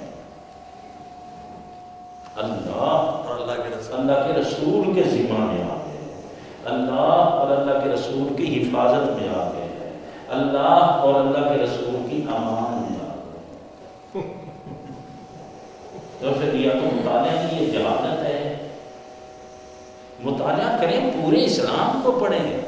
پورے اسلام کے اندر یہ چیزیں کہاں پہ چھپ جاتی، یا تو ان کو خبر نہیں ہے، ایسے بہت دو کتابیں اردو کی دیکھ رہی پڑھ نہیں بس چل جی مفسر نہیں. یہ دین کا سارا پورا دین پڑھے، یہ معاہدات پڑھے کہ کس طرح معاہدات کے اندر. اور ایسی صلاح ہوئی اسی میں نے وہ عقیم الصلاۃ بار بار قرآن میں ذکر ہوتا ہے. میں میسیج چند بھائیوں کو کر رہا تھا کچھ پیسے زکوٰۃ کے ذریعے جمع ہونے کے لیے. تو میں نے یہ کیا کہ اللہ اور اللہ کے رسول کا فرمان ہے، مطلب انگلش میں لکھا رہا کہ as ordained give zakah and give charity as ordained by Allah and His Prophet, Allah subhanahu wa ta'ala and His Prophet صلی اللہ علیہ وسلم. تو اس پہ ایک بردر نے بولا کہ آپ شرک کر رہے ہیں. اللہ کے رسول کیا یہ اللہ کے رسول نے بھی تو حکم دیا نا کہ نماز قائم. بڑی زبردست بات ہے. ان کو یہ بیٹھے یہ دیکھیں شاہ صاحب، قرآن مجید میں تو حکم ہے کہ نماز قائم کرو. کہیں لکھا ہے کہ فجر کی 4 رکعت ہے، یہ کس نے بتایا؟ ظہر کتنی رکعتیں، عصر کتنی، مغرب کتنی ہے، عشاء کتنی، یہ رکعتیں ہمیں کس نے بتایا؟ قیام میں یہ پڑھنا ہے، رکوع میں یہ پڑھنا ہے، سجود میں یہ پڑھنا ہے، تحیات میں یہ پڑھنا ہے، فجر کی 4 رکعت. یہ کہیں قرآن مجید میں ایک چیز میں لکھی ہوئی بات صرف ہے حکیم صلاۃ نماز ہے. ہمیں یہ سارا کس نے بتایا؟ صحابہ نے حضرت عبداللہ ابن عمر سے یہی سوال ہو کہ حضور یہ جو آپ نماز جنگ میں جب جنگ ہو رہی ہو اس نماز کا تو حکم ہے قرآن مجید کے اندر بھی، وہ تم نے کس طرح ادا کرنی ہے؟ ایک رکعت جو غازی ہیں آدھے کفر کے مقابلے میں ڈٹے رہیں، جب جنگ آ جائے آدھے ایک رکعت پڑھ کے نکل جائے اور دوسرے آ کے وہ ایک رکعت کرے گی. آپ ادھر کس طرح ہو سکے اس کو ادھر جنگ میں سامنے قائم ہے، یہ ایک رکعت پڑھ کے یہ نکل جائے وہ آ جائے. یہ طریقہ تو ہے نماز میں کہ جنگ کے دوران نماز کس طرح پڑھنی ہے. تو یہ جو مسافر کی نماز ہے 4 کی بجائے 2 رکعتیں، یہ قرآن میں نہیں. اس کا حکم کہاں ہے قرآن مجید میں؟ یہ قصر کرنا نماز، مسافر قصر کرتا ہے، یہ کہاں ہے؟ حضرت عبداللہ ابن عمر نے فرمایا، قربان جائیں کہ اتنے عظیم بات فرماتے ہیں، ہم ایک امی لوگ تھے، پڑھے ہوئے لکھے ہوئے نہیں تھے، بس ہمارے اندر ایک آنے والا آیا. اللہ کریم نے ہمارے اندر اپنا محبوب مبعوث فرما دیا، وہ تشریف لایا تو انہوں نے جس طرح کیا ہم اسی طرح کرتے چلے گئے. ہم نے عرض کی یا رسول اللہ ہم نماز کیسے پڑھیں؟ فرمایا بس جیسے میں پڑھتا جاؤں اسی طرح پڑھتے چلے جاؤ. وہ قصر کرتے تھے، ہم بھی قصر کرتے ہیں. یہ باس نہ چھیڑے، نہ پوچھو کہ قرآن میں ہے کہ نہیں ہے. ہم نے تو دیکھا ہے اللہ کے محبوب جو کرتا گیا بس اسی کا نام ہی شریعت بنتا گیا اور وہی ہم کرتے ہیں. اسی طرح زکوٰۃ دو. نماز کی میں صرف نماز کریں تو کہاں لکھا ہوا ہے 4 رکعتیں کیجیے 10 رکعتیں ہیں یا تحیات پڑھنا ہے یا فاتحہ پڑھنا ہے یا یہ کرنا ہے کہ یہ کہیں نہیں قرآن شریف میں. تو ہمیں تو سارا کچھ رسول پاک صلی اللہ علیہ وسلم کے ہی در سے ملا ہے. ارے قرآن کہاں سے ملا آپ کو کس نے بتایا کہ خدا ایک وحدہ لا شریک ہے؟ ہمیں تو اللہ کے پیارے حبیب نے یہ سارا کچھ ہمیں تو اس در سے ملا. اس کو درمیان سے نکال دو تو رہ گیا. اچھا پھر اسی طرح زکوٰۃ ہے. اچھا یہ قرآن مجید میں کہا لکھا ہے کہ 100 میں سے 40 بکریاں ہو تو اس میں سے جناب ایک بکری 52 تولے چاندی ہو اس میں سے 7واں حصہ نکالو. یہ کہا لکھا ہے 5 اونٹ ہو تو اس میں سے 1 سال کا 2 سال کا بچہ اونٹ کا وہ اللہ کے وہ زکوٰۃ کا بنتا ہے. یہ سارے جو طریقے ہیں یہ ہمیں کس نے بتایا؟ قرآن میں تو صرف زکوٰۃ دو. تو زکوٰۃ کا طریقہ کس نے بتایا؟ اللہ کے رسول نے بتایا. تو اگر ایک آدمی یہ کہہ دے کہ اس نے گناہ نہیں کیا تو وہ خود یہ کہنے والا یہ بدعت کر رہا ہے، شرک کر رہا ہے، یہ جو کر رہا ہے. ایسی بات نہیں. یہ پاکستان میں جو عید سیلیبریٹ کرتے ہیں فلوٹس بناتے ہیں مختلف قسم کے. اور آج کل میں نے دیکھا لاسٹ میں مل ہوا تھا تو ملٹری اسٹوڈنٹس لائے ہوتے ہیں اور اس پہ جو ہے نا ناطے پاڑے. تو یہ کیسا ہے؟ اس میں ایک ہے کہ یہ عید آ رہی ہے خیر سے پرسوں. رسول پاک صلی اللہ تعالیٰ علیہ وسلم کے دریا اقدس میں گھر میں حضرت سیدنا صدیق اکبر رضی اللہ تعالیٰ نے عید کے دن عید کے بعد داخل ہوئے. کیونکہ آپ رشتے میں آپ جانتے ہیں کہ حضرت عائشہ صدیقہ بنت صدیق ام المومنین کے والد گرامی تھے تو وہ تو گھر میں جا سکتے تھے. گھر کے اندر 2 بچیاں انصار کی دف کے اوپر وہ ایک گانا گا رہے ہیں. وہ گانا کیا ہے؟ یعنی ایک غزلیہ. ان کی کوئی جنگ ہوئی تھی پچھلے زمانے میں کوئی پہلے، اس کے اندر اپنے بڑوں کے کارنامے بہادری کا گیت تھا. گانا نہ کہ اسے گیت لوکل گیت کہتے ہیں. وہ لوگ گیت جو تھا نا وہ گا رہے تھے اس کے اوپر. اب خاص کی ایک جنگ ہوئی تھی، اس جنگ کی وہ گیت گا رہے ساتھ دف بجا رہے. سیدنا صدیق اکبر اور حضور پاک صلی اللہ تعالیٰ علیہ وسلم لیٹے ہوئے ہیں اوپر چادر تان کے. اپنی کملی مبارک اوڑھ کے تو آپ لیٹے ہوئے. بچیاں ادھر وہ 2 بچیاں چھوٹی بچیاں ہیں معصوم حضرت عائشہ صدیقہ ہیں اور وہ پڑھ رہی تھی. اتنے میں صدیق اکبر داخل ہوئے گھر میں تو وہ دیکھ کے حیران ہو گئے. وہ اللہ کے نبی کے گھر میں ساز، اللہ کے نبی کے گھر میں یہ ساز اور اس پہ وہ گیت گایا جا رہا ہے. وہ بیچاری سہم گئی، انہوں نے تو بند کر دیا سارا کچھ. رسول پاک صلی اللہ علیہ وسلم نے چادر مبارک چہرے سے ہٹائی، فرمانے لگے صدیق جانے دے، ہر قوم کی عید ہوتی ہے، ہماری بھی آج عید ہے. پڑھنے دے بچیوں کو، پڑھنے دے، خوش ہو لینے دے. تو وہ جب رسول پاک صلی اللہ علیہ وسلم خود مدینہ میں تشریف لائے ہیں تو دف بچیاں میں تالا بدلو علینا دف بجا بجا کے پڑھ رہی تھی. دف بجا بجا کے پڑھ رہی تھی. آج بھی عید وطنی ہر ملک مناتا ہے. جو بھی ڈے آتا ہے، یوم آزادی کا دن آتا ہے، مناتے ہیں، توپوں کی سلامی ہوتی ہے. یہ کہاں لکھا ہوا؟ ہر ملک میں سعودیہ کے مناتا ہے. یہ بدعت نہیں، یہ شرک نہیں.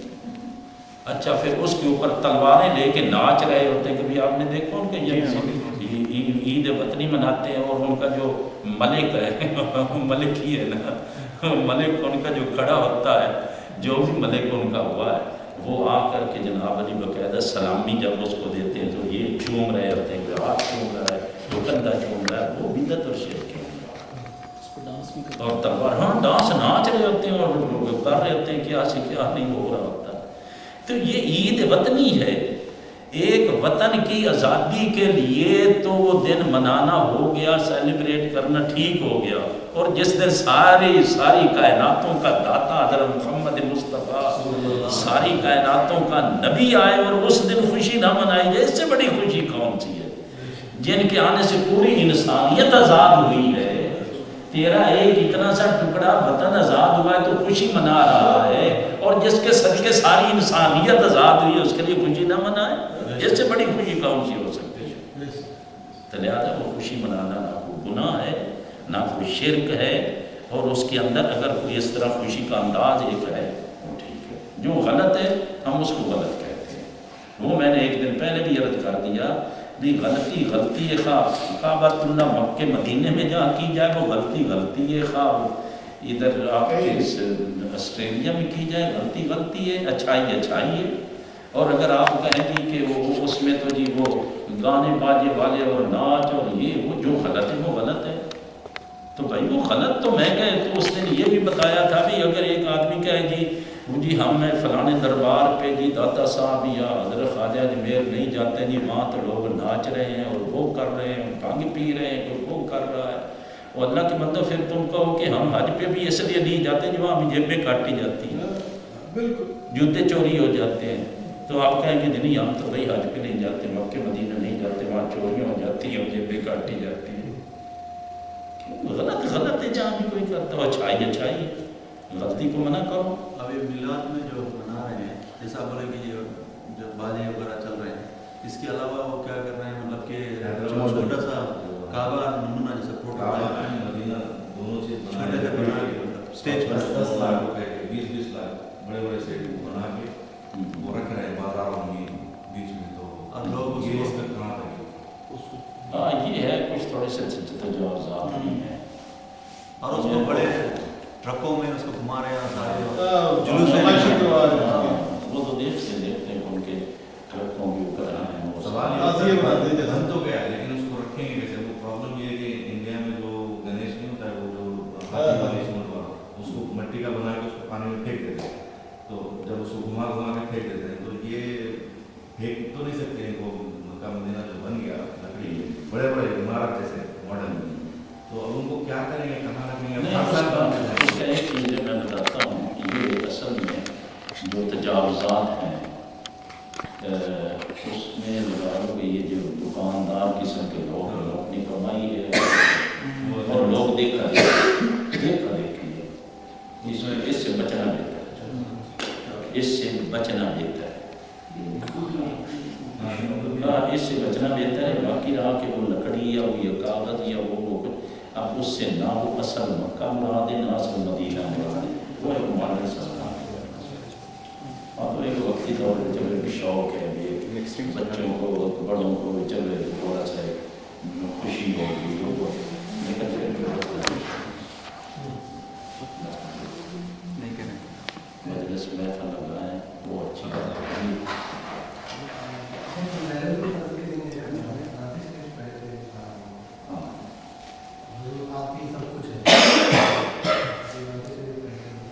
میرے تو آپ ہی سب کچھ ہے، اس کی وجہ سے میرے جو دوست آئے تھے تبھی اٹھ کر چلے، پھر بعد میں یہ بات ہوئی کہ نہیں کیا اٹھ کر چلے، بس یہ ایک سمجھنے کی یہ اصل اندر قبول نہ ہونا تو پھر اس سے معاہدہ نہیں لگتا، اس سے یہی ہے، اس سے یہ ہر غیر مراد نہیں، نہ پڑھنے والے نے لیا ہے نہ لکھنے والے نے لیا ہے نہ سننے والے کے ذہن میں آنا چاہیے، میرے تو حضور سب کچھ آپ ہی ہیں، اس میں جو میرے خدا بھی آپ ہی ہے اللہ بھی میرے آپ آگئی آپ ہی سوچ سکتا ہے اس طرح۔ یہ ایک دعا ہے، ایک حسرت ہے، ایک آدمی جیسے مثال کے طور پہ ہم یہ تو دنیا داری میں بھی لوگ بھائی جناب آپ کے ہاتھ میں جی یہ سارا کچھ جی آپ ہی یہ آپ ہی نے سارا کچھ کرنا ہے، وہ ایک اس سینس میں اس چیز کو لیا جاتا ہے، میرا باپ ہی میرا سب کچھ، باپ اللہ نہیں ہو جائے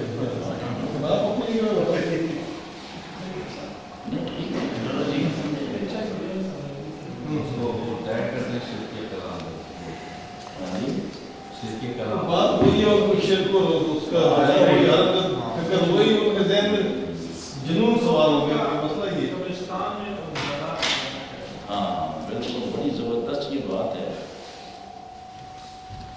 رسول پاک صلی اللہ تعالیٰ علیہ وسلم حضرت عائشہ صدیقہ بنت صدیق رضی اللہ تعالیٰ عنہ فرماتے ہیں، ہر کتاب میں آپ کو حدیث میں یہ ملے گا کہ قبرستان میں جاؤ السلام علیکم اہل الدیار من المسلمین والمؤمنین وَإِنَّا إِنْ شَاءَ اللَّهُ بِكُمُ اللَّاحِقُونَ، یہ پڑھ اور میرے خیال یہ ہم آخری سوال اس کو دعا کریں گے ہوں گے ایک آخری ہے سر، اور ہے بھی ایک اچھا نماز کے بعد کئی مساجد مسلموں میں یہ ہو رہا ہے کہ نماز کے بعد دعا نہیں ہو رہی ہے، اس تعلق سے دعا ہی نہیں کرتے. ہاں وہ نہیں کرتے تو وہ بھائی وہ ان کو دعا کی شاید چاہیے نہیں، ان کو ضرورت نہیں. لیکن دعا پر پورا چیپٹر آپ کو ادھر اگر منہاج السوی اٹھائیں تو اس کے اندر ایک پورا چیپٹر ہے کہ نماز کے بعد دعا مانگنا. رسول پاک صلی اللہ علیہ وآلہ وسلم ایک نہیں درجنوں حدیث ہے، اور دعا ہاتھ اٹھا کے مانگنا، پھر ان کو اپنے چہرے پر ملنا، اس پہ آپ کو درجنوں حدیث ہے. یہ ایک دو نہیں ہے، درجنوں حدیث ہے. اچھا خیر، وہ ان کا سوال وہ آخری جو السلام علیکم یا اہل القبور، اے قبروں کے مکینوں تم پر اللہ کی سلامتی ہو، تم ہم سے پہلے آگے ہو، ہم آپ سے بعد میں، اور انشاءاللہ آپ سے آ کے ملنے والے ہیں. یہ قبرستان میں یہ پڑھنا چاہیے جب آپ جائیں. اب سوال اس میں یہ ہے کہ قبرستان مکلی کا شہر خاموشہ ہے، کراچی کے علاقے میں ٹھٹا نگر کے قریب، شاید آپ میں سے کسی نے قبرستان دیکھا ہے تو میں نے دیکھا ہے. تقریباً 12-13 کلومیٹر وہ لمبائی میں ہے، وہ 3 کلومیٹر چوڑا ہے. بہت بڑا قبرستان. میں کیسے مثال دے رہا ہوں. حضور انور صلی اللہ علیہ وسلم نے فرمایا کہ السلام علیکم جب تم جاؤ قبرستان، اور خود آپ نے جنت البقیع کے مدفونین کو جا کے السلام علیکم یا